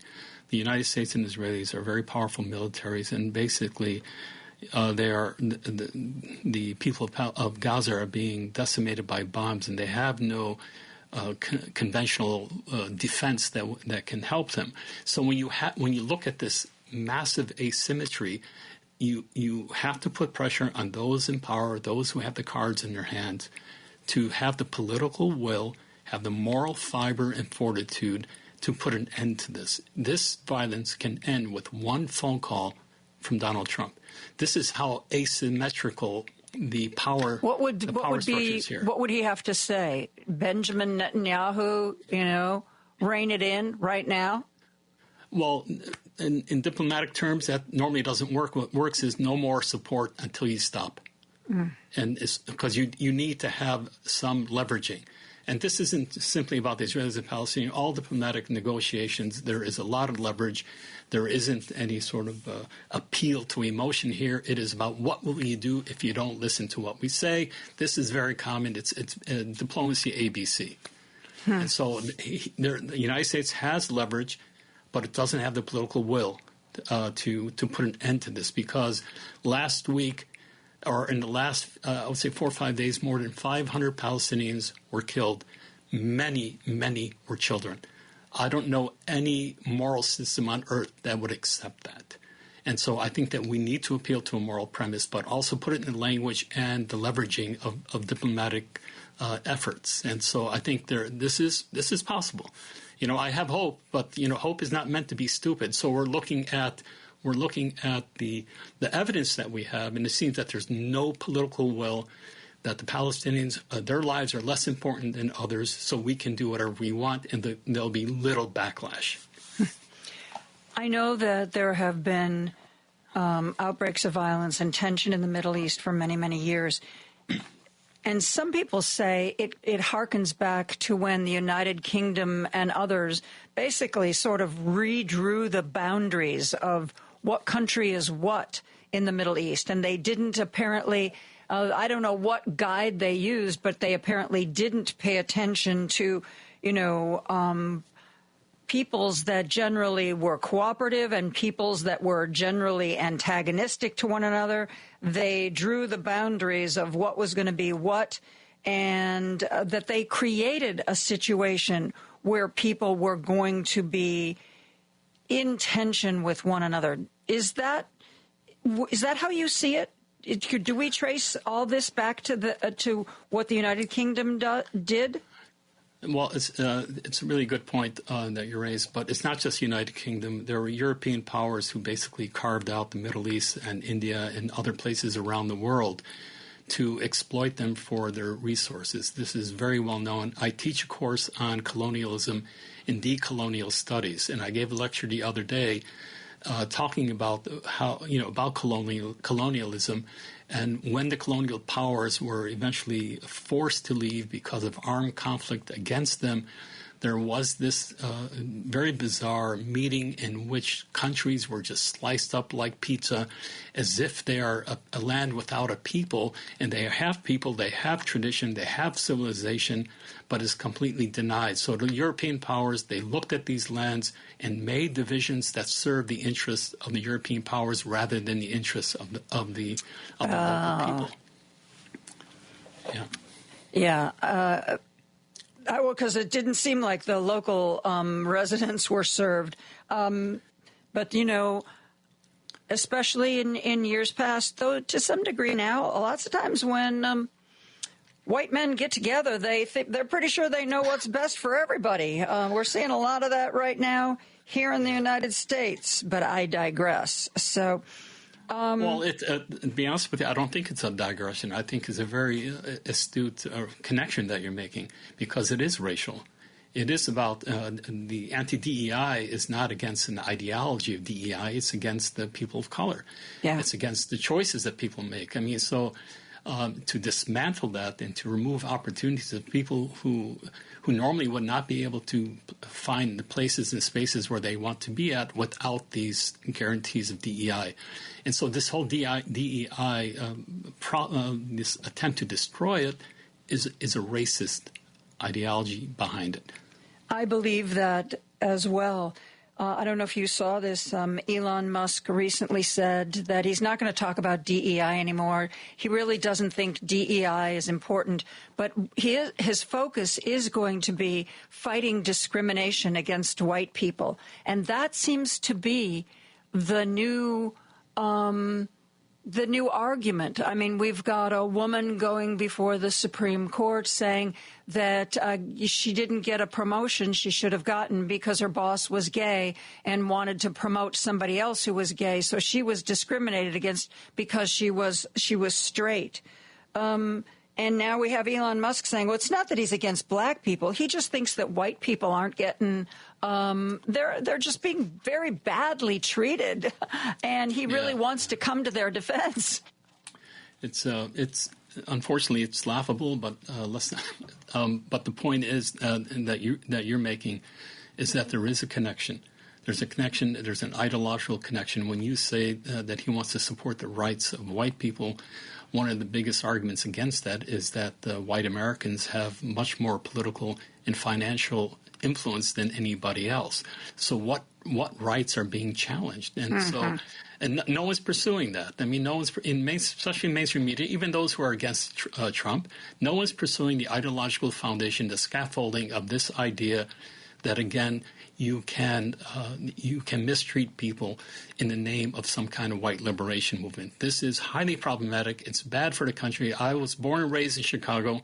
I feel very connected to these issues, and I have a lot of fear and misgivings about what the future holds. The near future or the far future? I think the near future is going to be an absolute train wreck, but I have hope that in the maybe not too far future that we can right the ship. But I don't know. People seemingly more experienced in these matters than me are saying, you know what, kiss your democracy goodbye. I mean, Chris Murphy, senator from Connecticut or Delaware. I'm sorry, brain cramp. He's saying, in 6 months, forget about midterm elections. In 6 months, we may not have a democracy here in the United States. Do you agree that could be our timetable? Well, I hope it's an exaggeration. I hope it's a strategic exaggeration. I don't know if 6 months these hallowed values are going to be erased, but I do believe that the old discussion between Republicans and Democrats, these words, they're becoming increasingly meaningless. I think there needs to be a master change in the premises that we live by. And so we have to go back that everybody's valuable, every human being is valuable, and there are no throwaway people. So if you look at DEI and you're suggesting that these people, they don't deserve where they got, of course, this is a great injustice. A great injustice, and there's a strategy behind it, and it's meant to suppress those who do need help to get in spaces and movement that they could not get otherwise. So, yeah, again, so getting back to Gaza, it's a whole thing is basically scaffolded by creating categories of people, those whose lives are worthy and those who are not. And I think this is what's affecting even domestic policies in the United States. You, I know, are an expert. You study contemporary Islam.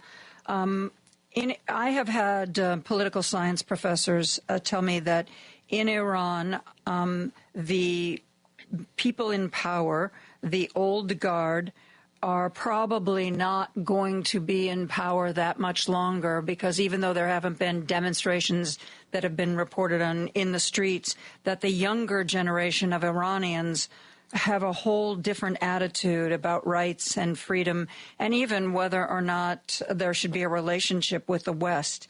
Is that what you see? Well, I do see that. I mean, from my students, who are many are from the global South, and what I do see in them is, I wouldn't say impatience, but they do want a different way. However, they want it from within. They don't want a Western power to come, enforce a coup, make these changes. The people, indigenous people of these countries, have to take the issue in their own hands, and to avoid having Western clients, Western countries coming in and creating clienteles within a country. So, yeah, I do sense that Iranians are becoming impatient with the old power structure. But if it's going to be lasting change, it has to be from within. It cannot be from people in the Western powers playing games inside the country. This will never last. It will never work. Talking about protests from within, I've seen protests in the streets in Israel, people who believe that Netanyahu isn't doing enough to end this conflict, people who believe Netanyahu isn't doing enough to prioritize bringing home hostages, people who believe Netanyahu should no longer be the leader of their country.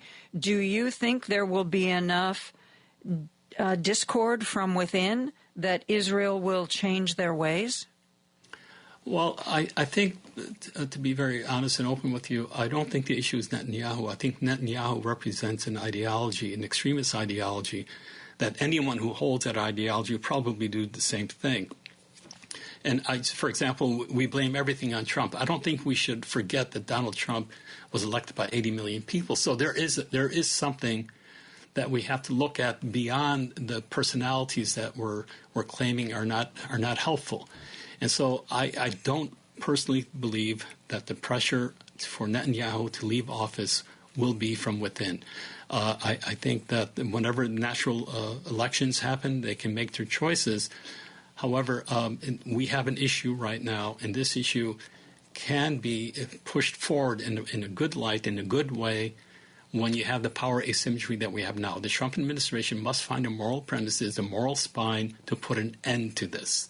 And it can be done. You believe it can be done by the Trump administration?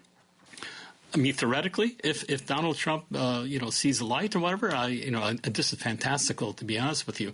But I'm talking about diplomatic power asymmetry. So, the United States has the capacity to move the parties in a direction that serves the interests of everybody. They're not willing to do that.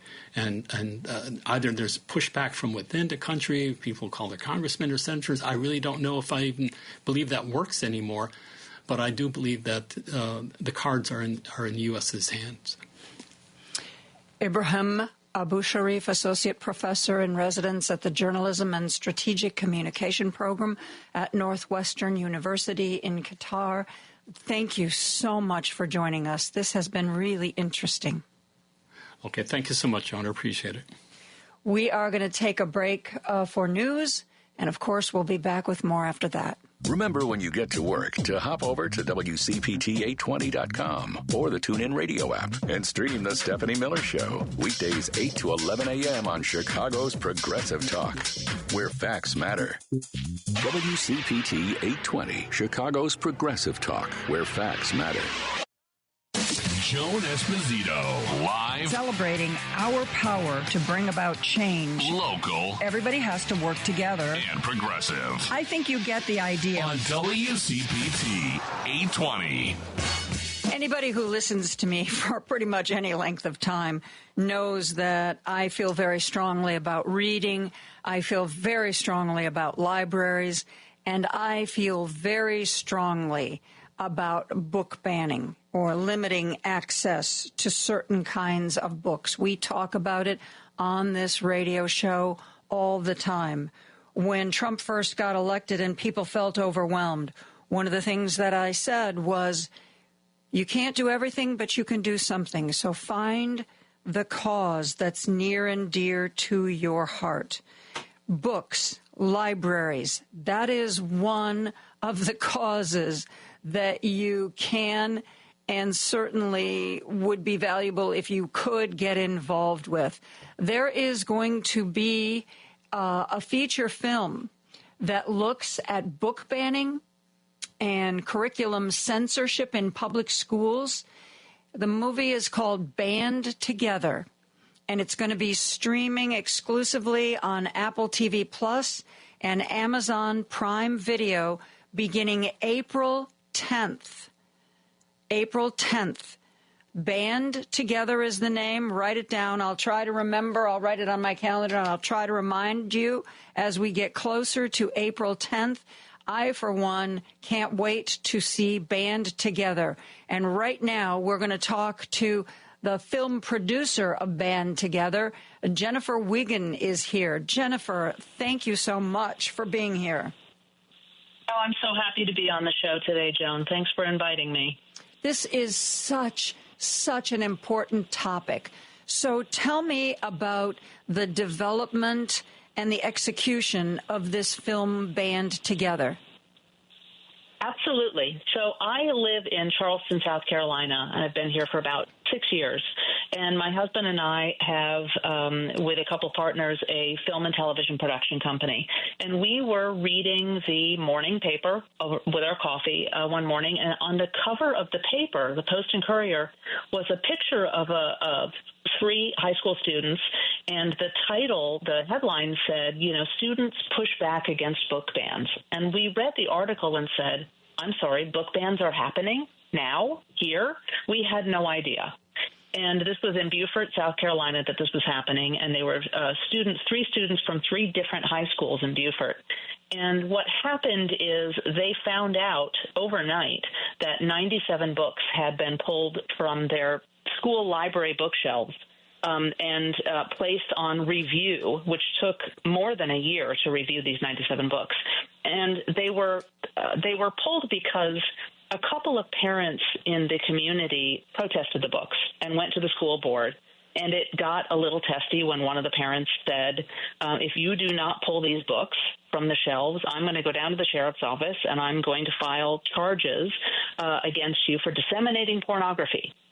The board obviously doesn't want that argument, and they want to do the right thing, and they pulled the books for review.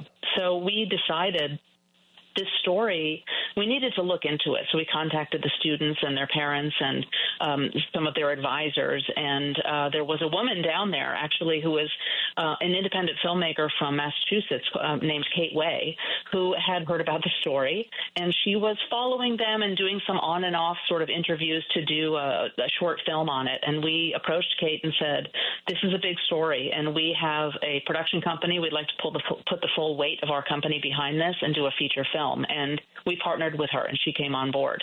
So my husband, Tom Wiggin, is one of the directors and a producer. Kate is a director and producer, and we have one other partner, Allison Rice, who is part of my company, Atomic Focus.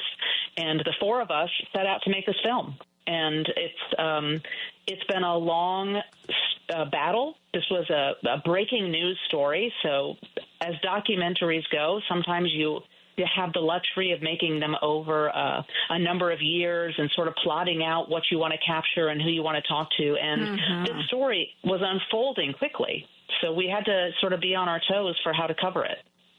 What will we see? Give us a thumbnail sketch of what we will see when we tune into Band Together on April 10th. What you're going to see is, so it's a feature film, and because it is a feature film, we wanted to tell a story. And we follow these three students from Beaufort, amazing students. They were seniors in high school at the time, Elizabeth Foster, Millie Bennett, and Isabella Troy Brezoban.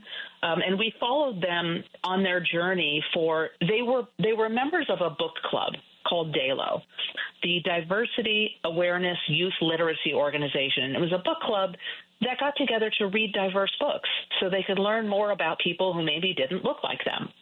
And what happened is this book club quickly turned into a group to advocate to keep the books in school and to reverse the ban. So these students started to show up at board meetings and speak during public comment. So that story, we started with that local story in Beaufort, And we follow these students as they go through this process and learn about First Amendment rights. And we take them to Chicago for the American Library Association convention, which they were invited to speak at the Right for the Rally to read in front of 1,000 people. They followed Ibram Kendi, which was kind of an amazing thing for all of us. We took them to Washington, D.C., where they sat down with Congressman Jamie Raskin, who talked to them about the First Amendment and about the importance of student advocacy. They met with constitutional scholars. They met with authors who have had many banned books, Jodi Picoult, Ellen Hopkins, Juno Dawson, Erica Sanchez. And they take their local story in Beaufort and sort of take it on the national scene. So we're able to, in the film, show you a little bit more about what's happening nationally with the story. We went down to Florida. We met with some members of Moms for Liberty. A lot of them would not speak to us. We met with anybody who would speak about this. And, you know, we hear from PEN America. We hear from the American Library Association. It's really a very informative film. But what we're proud of is the storytelling that we provide in this film. These students are amazing, and they are, we look up to them. We think of them as family now. They are amazing warriors, and they've grown throughout this process. They're now all sophomores in college. They brought a lot of students around them into the fold, and there are so many people doing this now. They were poised, speaking with members of Congress and famous authors and others, and it's just an amazing adventure that we followed them on. And we learn a little bit in this film about some of the dark forces behind the book bans, why they're happening, and try to get a little bit of that side of the story as well. I'm really surprised. I know that one of the groups that was pushing this was Moms for Liberty. I'm surprised any of them would speak to you. And frankly, when they did speak to you, what kinds of things did they say to you? Well, we had one lengthy sit-down interview with a woman named Jennifer Pippin in Florida, who is a chapter chair in Indian River County, which is sort of where Moms for Liberty started down there. And she agreed to the interview because she feels so passionately about why she's doing what she's doing. So we were able to really get into the weeds with her about what does it mean for you to talk about parental rights, because it all comes from, and I'm putting this in air quotes, which you can't see on the radio. That's the argument that to me doesn't hold water, because any parent, I have yet to find a school where a parent can't go to the school library and say, I don't want my child to have access to, say, genderqueer. I don't want my child to be allowed to take that out. And there, right there, that the librarians make a note of that. And if the kid comes up with that book, and the librarians will say, you can't check that out today. You need to talk to your mom and dad. It's this idea that if I don't like this book, nobody can see it. That's the crux of it to me. And that's the hypocrisy. In the end, honestly, this isn't about books at all. This is about control, and it's about fear of something and someone that is not like me.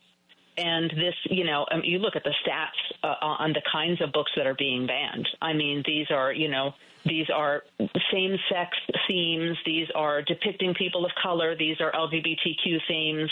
These are issues that Moms for Liberty and similar groups do not want discussed, do not want available to their families.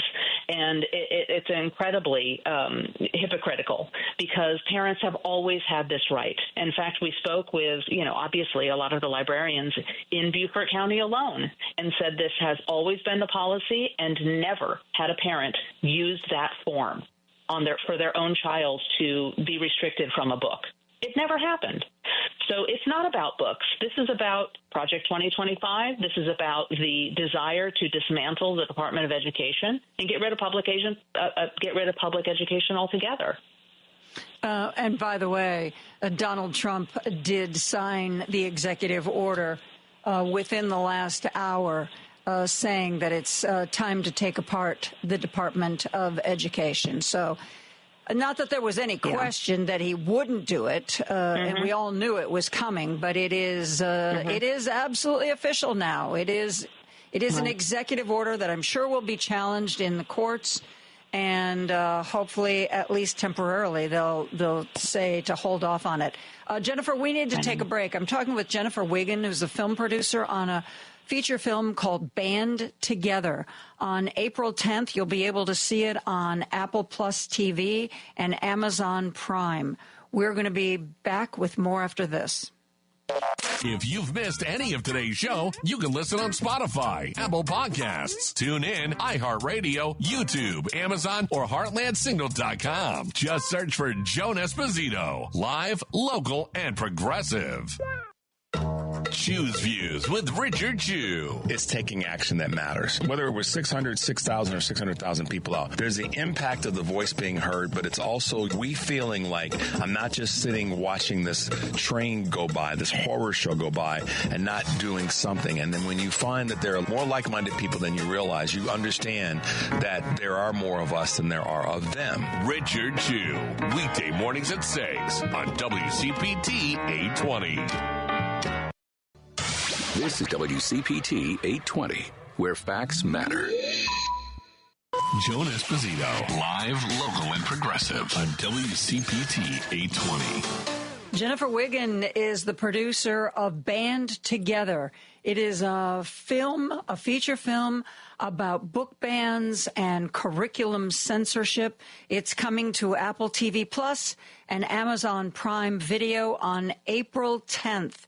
Jennifer, you said that there were some students who were protesting this effort to ban books, and that reporting on them is what attracted your attention to this. Tell me about those students today. I know obviously over the last few years you've had lots of conversations with them. How have they changed in that time, and what kinds of things do they think are important now? Well, I don't know that they've changed, because they were always these amazing students, and they knew, what's right and what's wrong, and they knew that diversity and equity and inclusion are hugely important parts of their lives. But they started as seniors in high school. So one, they became voting age, and they voted for the first time during this process. Two, they got very good at speaking in public, and both at local board meetings where there are maybe a handful of people there, including the parents who were protesting the books that they had to speak in front of and had to confront at times, to speaking in front of large groups of people, and being able to sit down with a member of Congress as well.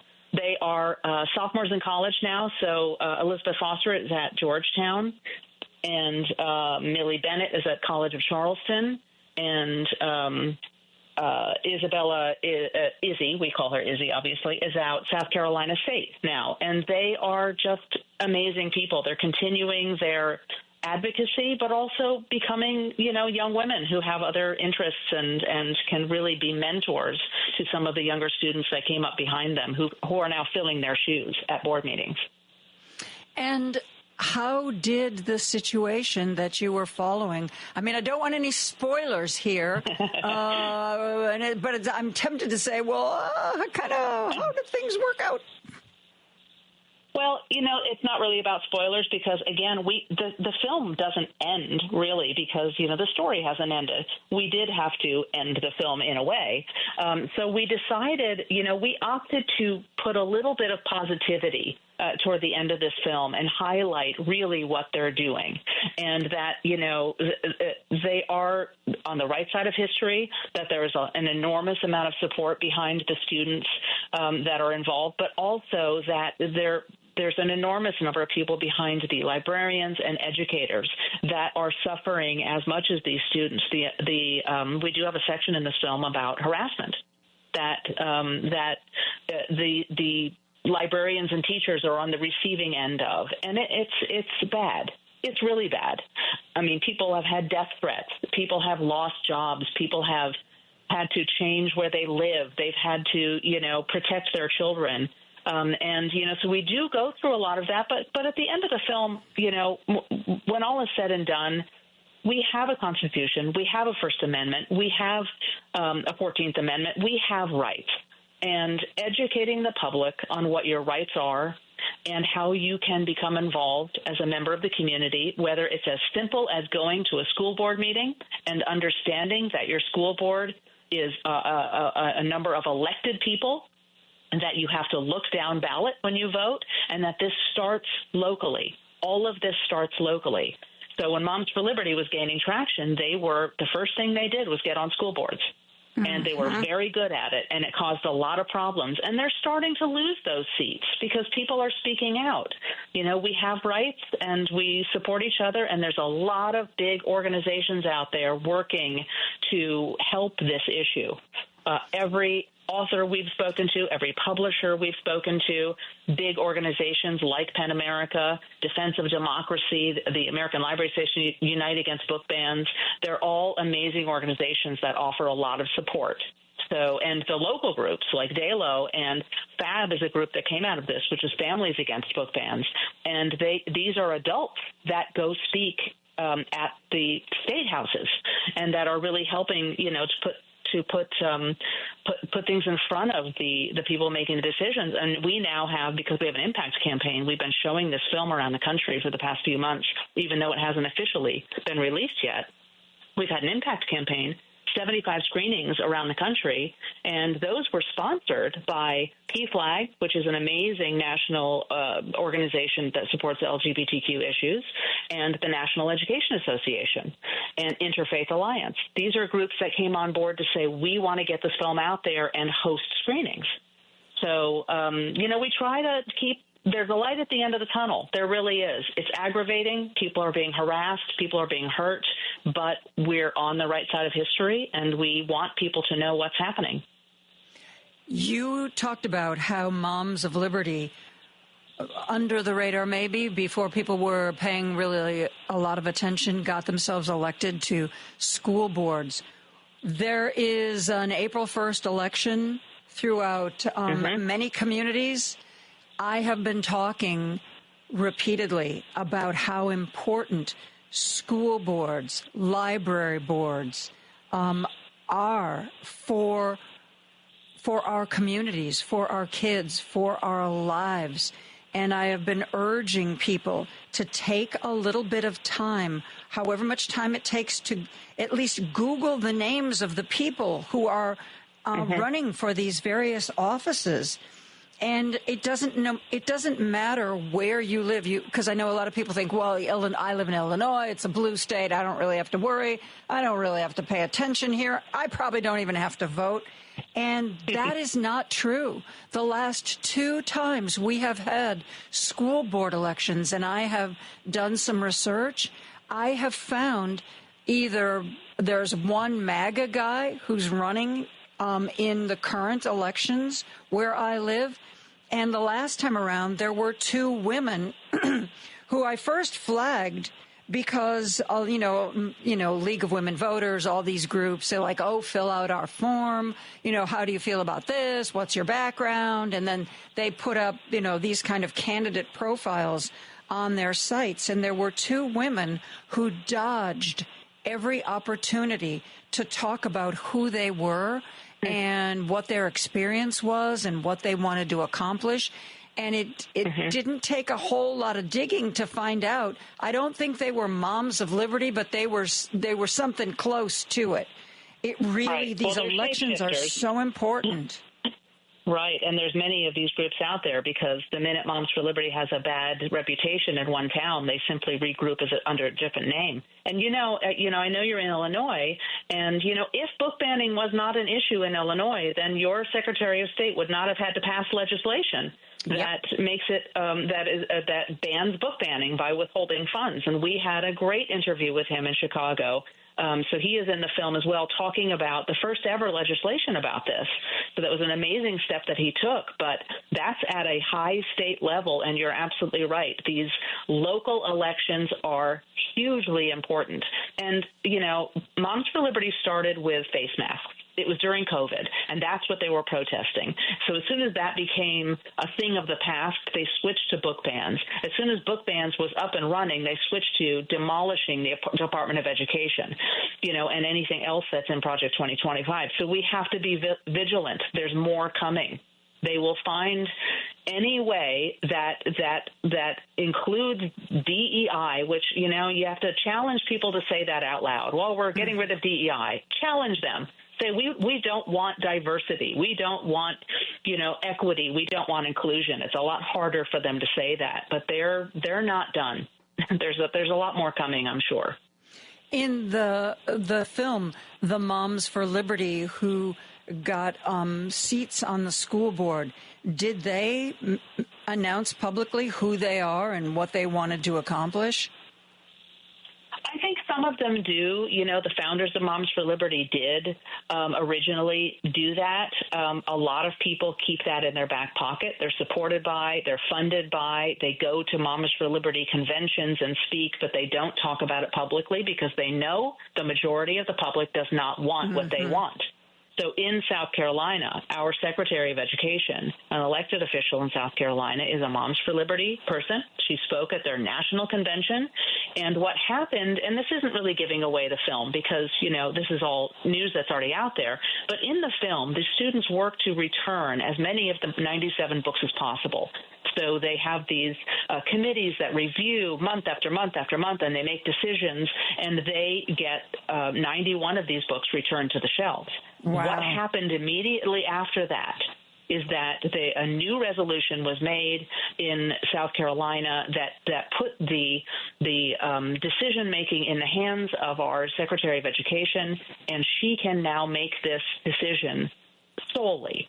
So people can bring an argument to her to ban books. Those same 97 books were brought to the state by the same woman who brought them to Beaufort, and 22 of them have now been permanently banned in every school in South Carolina. So when she bans a book, she bans it in every public school in the state, not the location where the person who brought it up lives. So it is, and she is, she spoke at the National Convention of Moms for Liberty. She can't hide that fact, and is a supporter of Project 2025. So we have to be vigilant to do our own work. Not everybody's going to come out and say it. A lot of them will deny it, and do the homework and find out what they believe in. Yeah. Well, I'm looking forward to seeing the film on April 10th when it's on Apple TV Plus and Amazon Prime Video. Thank you, Jennifer Wiggin, producer of the movie Band Together. And I wish you much luck going forward.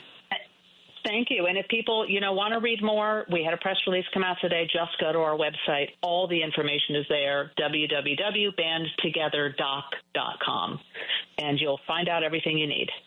Thank you. Thank you. We're going to take a break. I appreciate it so much, Joan. Thanks for having me on. You're very welcome. My pleasure.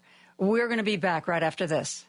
This is Chicago's Progressive Talk, 820 AM, WCPT Willow Springs, and online at WCPT820.com, where facts matter. Joan Esposito, live, local, and progressive on WCPT 820. Yes, Donald Trump just this afternoon signed the executive order that we all knew was coming to try to begin the process of dismantling the Department of Education.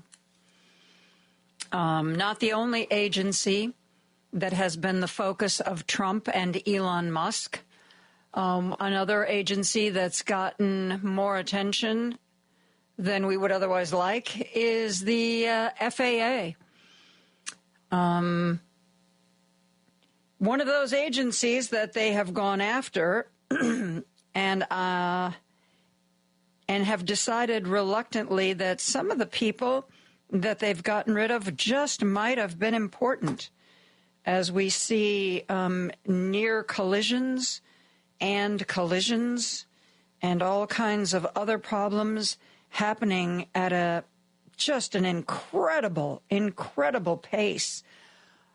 Isaac Stanley Becker is a staff writer at The Atlantic and wrote an entire article about the FAA. The title is "The FAA's Troubles Are More Serious then you know. Probably not information that's going to help us sleep at night, but information that is nonetheless important. And Isaac joins us to talk about this. Isaac, how are you? I'm doing well. Thanks so much for having me. So share, if you would, with our listeners why things are more serious than we know at the Federal Aviation Administration. Well, my piece looked primarily at two dynamics unfolding within the agency right now, and one of them involves changes and reductions in the workforce, some pretty sizable reductions that, according to my reporting and some internal data I was able to get from sources inside the agency, involve a number of fairly critical safety roles. The FAA has made much of their efforts to retain and, in fact, hire additional air traffic controllers. But what I learned was that a number of important safety roles, positions like aviation safety technicians and assistants, quality assurance specialists, engineers, aeronautical information specialists. These are the people who update charts and maps and data after disruptions to U.S. airspace. These were eligible for early retirement under that program rolled out in January, and many people in those roles are, in fact, have left or are planning to leave the agency. Now, we can discuss more about reductions to the workforce, but the other primary dimension of this piece involves upgrades and changes to the FAA's communications network, and it's a network that is showing signs of age. It's the last upgrade, a significant upgrade, was in 2002, and aspects of it are very outdated: copper wiring, traditional radio. And dissatisfied with an effort to modernize, beginning in 2023, agents of Elon Musk came into the FAA last month and rolled out these instructions to begin deploying Starlink terminals across the FAA's communications grid. Now, these are essentially satellite dishes that work by communicating with the satellites overhead as part of this Starlink, the subsidiary of Musk's company SpaceX. And, this provokes some concerns, both about potential conflict of interest here in terms of Mr. Musk standing to benefit from his company's business before the agency, and then also some concerns about security and cybersecurity, that there's a reason why the FAA and other federal agencies rely on certain government contractors, and that's because they've gone through rigorous compliance review and threat prevention programs, and SpaceX has not done so. So there's a concern about a lack of information about what sort of protocols they abide by to ensure that very sensitive information and systems are not being improperly exposed. Well, first of all, I think you're being overly generous when you say potential conflict of interest. I think Elon Musk is a walking conflict of interest. He should be nowhere near involved in any kind of government efficiency when it's an agency that he has potentially got government contracts with and a commercial relationship with. He seems to be getting some kind of a strange pass. And the Republicans in Congress are silent about it. Donald Trump seems pretty much thrilled with it. But he is, at the FAA, wreaking havoc.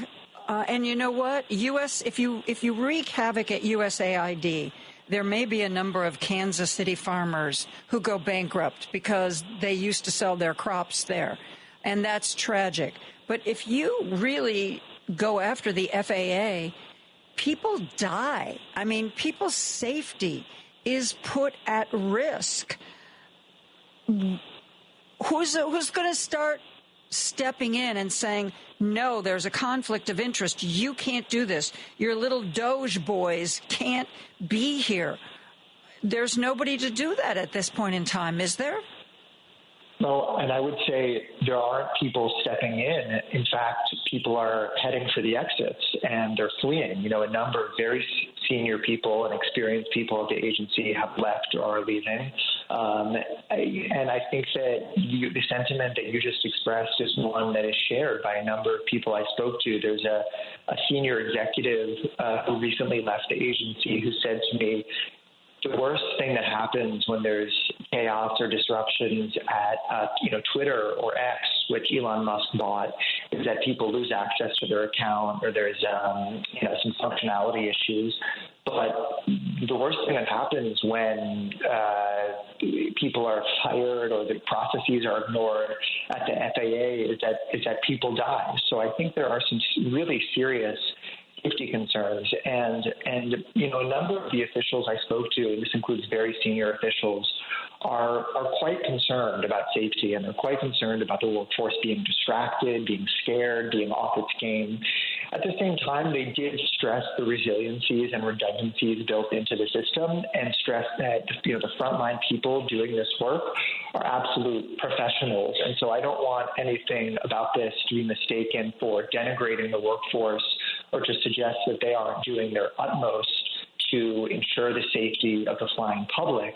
But I do think it would behoove the new agency leadership to, say more about what it's doing to ensure safety, to backfill some of these roles, and to not just do recruitment and retention in the very public-facing and very, recognized role of air traffic controllers, but a number of other critical positions. I'm speaking with Isaac Stanley Becker, who in the Atlantic magazine on, I think this posted on March 9th, wrote, the FAA's troubles are more serious than you know. The agency responsible for air safety is facing deep cuts and interference by Elon Musk. We're going to talk to Isaac more about this right after a break. You're listening to WCPT 820 because facts matter. Attention, listeners, and especially if you're a financial planner, a CPA, or a divorce attorney, you may be wondering why the mortgage professional that you're used to working with has not been returning your calls. In the last 2 years, David Hochberg tells us that 165,000 mortgage professionals did not renew their license. That's in the last 2 years, 165,000 loan officers just moving on to greener pastures. So if you want to buy a new home or refinance one you've already got, you should do what I did. Call Team Hochberg, because in the last 2 years, they have been adding loan officers. They are stronger than ever, and they would love to earn your business. Call them. Ask for a free consultation. You literally have nothing to lose. And I can vouch for the fact that they do very good, very professional work. So that number, 855-563-2843, or go online, 56david.com. That number again is 855-563-2843, or go online, 56david.com. Lower.com equal housing lender, NMLS 1124061. Joan Esposito, live, local, and progressive. Every weekday afternoon from 2 to 5 p.m. on WCPT 820.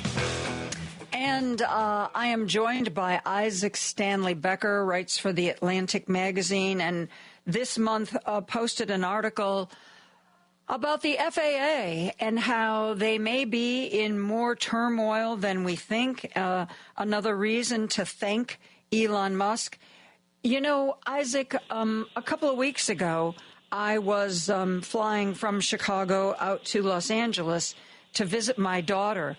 And for the first time ever, I had people ask me if I was worried about getting on an airplane. I mean, not worried about, oh, are you scared of flying, but worried about, oh, because there have been so many collisions and near collisions lately, are you scared that, you won't make it there alive? And I was like, well, no, at least I wasn't before, but maybe I should have been. Should we be afraid or nervous about flying? I mean, I know that the people who are left are very professional, but there aren't as many of them as there used to be. I had many people reach out to me after the piece published and ask similar questions, or say that they had just flown or were about to fly. A number of people saying that they had finished reading the piece just before landing, while on a flight, or just while boarding a flight.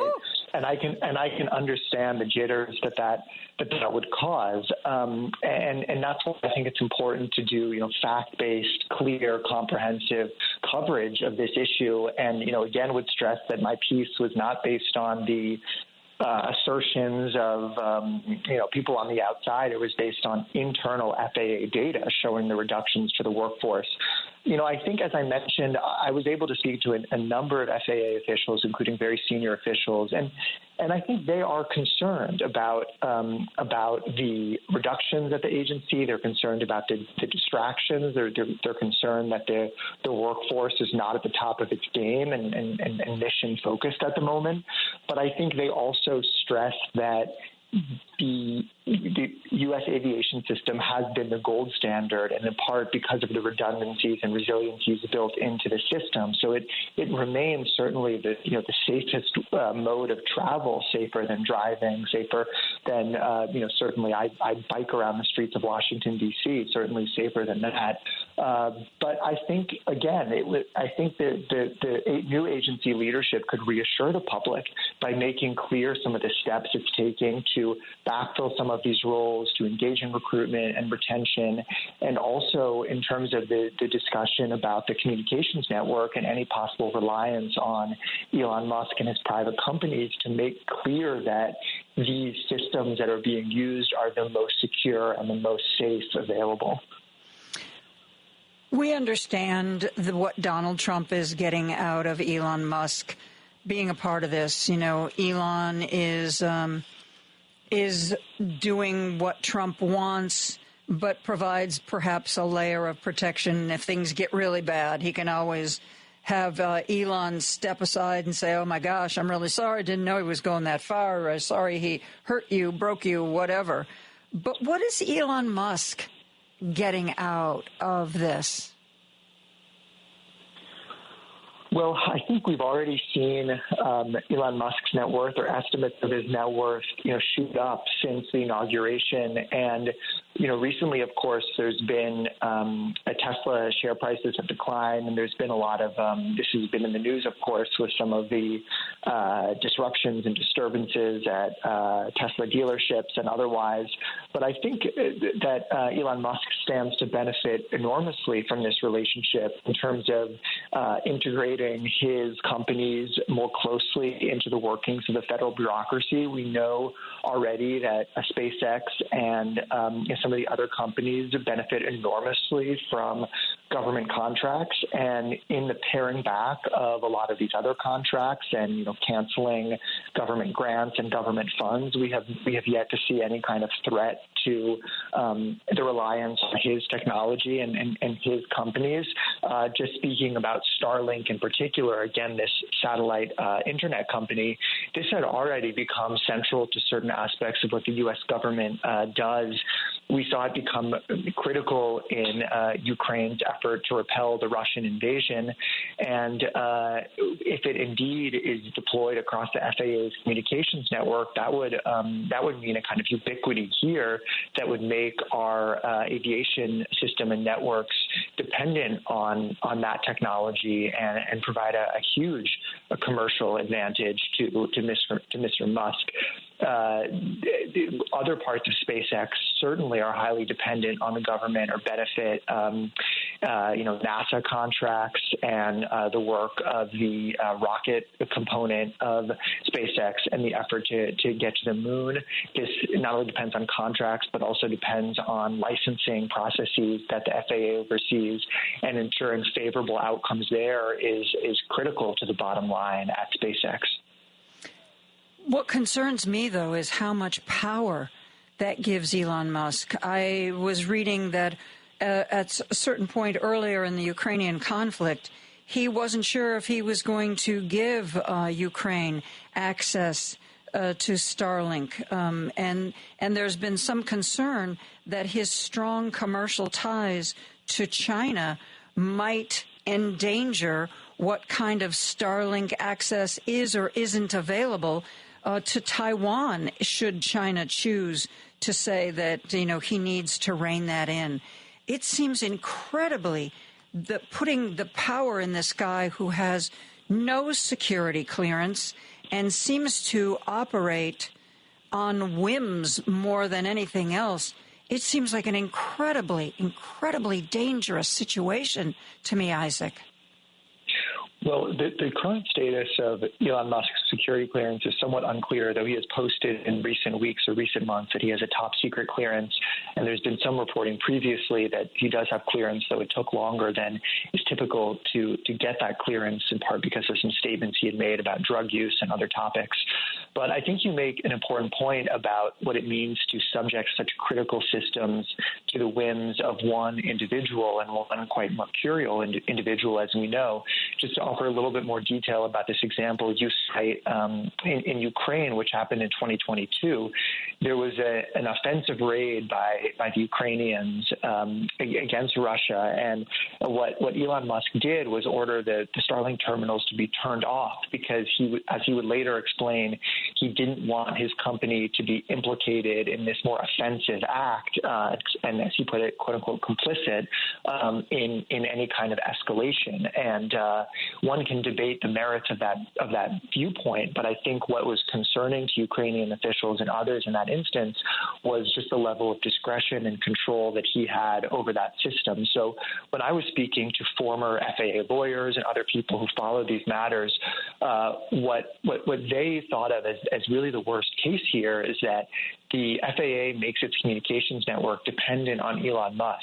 Then other aspects of SpaceX it's a regulated entity before the FAA. Again, I mentioned licensing requirements and other types of processes that the rocket launches and other systems need to go through. And will the agency be willing and comfortable exercising its regulatory and oversight role if it has made its technology and its networks so dependent on him and his companies? And I think that's a alarming prospect for people who've worked inside the agency in these regulatory roles. I think that you make an excellent point. Why on earth would anybody take steps to rein in a man or a company that they find themselves very, very dependent on? I mean, it's not a great leap to think that would be a very problematic situation. And I think it just remains to be seen the level of dependence or the extent of the dependence. So the FAA had previously confirmed that it was testing Starlink terminals at sites in Alaska and in New Jersey. I've followed up with them in recent days, and they've indicated that they're now also testing the terminals in Oklahoma City, an important location for the FAA. And I'll be watching closely to see how much more extensive this becomes over the coming weeks and months. Yes. And we look forward to you continuing to report on this. Isaac Stanley Becker, staff writer at The Atlantic. The article is "The FAA's Troubles Are More Serious Than You Know." Isaac, thank you so much for being here and sharing your reporting with us. It's great to speak with you. Thank you. Thank you very much. That is going to do it for me today. Patti Vasquez is going to be up next. She's going to be talking with Naperville Councilman Dr. Benny White, who's running for re-election there, and the co-founders of the Prairie Food Co-op in Lombard. So that's going to be a lot of fun. Hey, I want to let you know that the tickets are almost gone for our May 3rd event at Max and Benny's restaurant. So if you are interested, if you've been batting around the idea of showing up, don't wait too much longer. The tickets are $20 each. It's a 4-hour broadcast. It's Max and Benny's restaurant. It is in Northbrook. Hal Sparks, Richard Chu, Patty, Scott Duff, and I will all be there. Hal's going to be broadcast live from 11 to 1. The rest of us are going to be broadcasting live from 1 to 3. We have a lot of special guests lined up. It should be a lot of fun. You can get your tickets at heartlandsignal.com heartlandsignal.com/anniversary.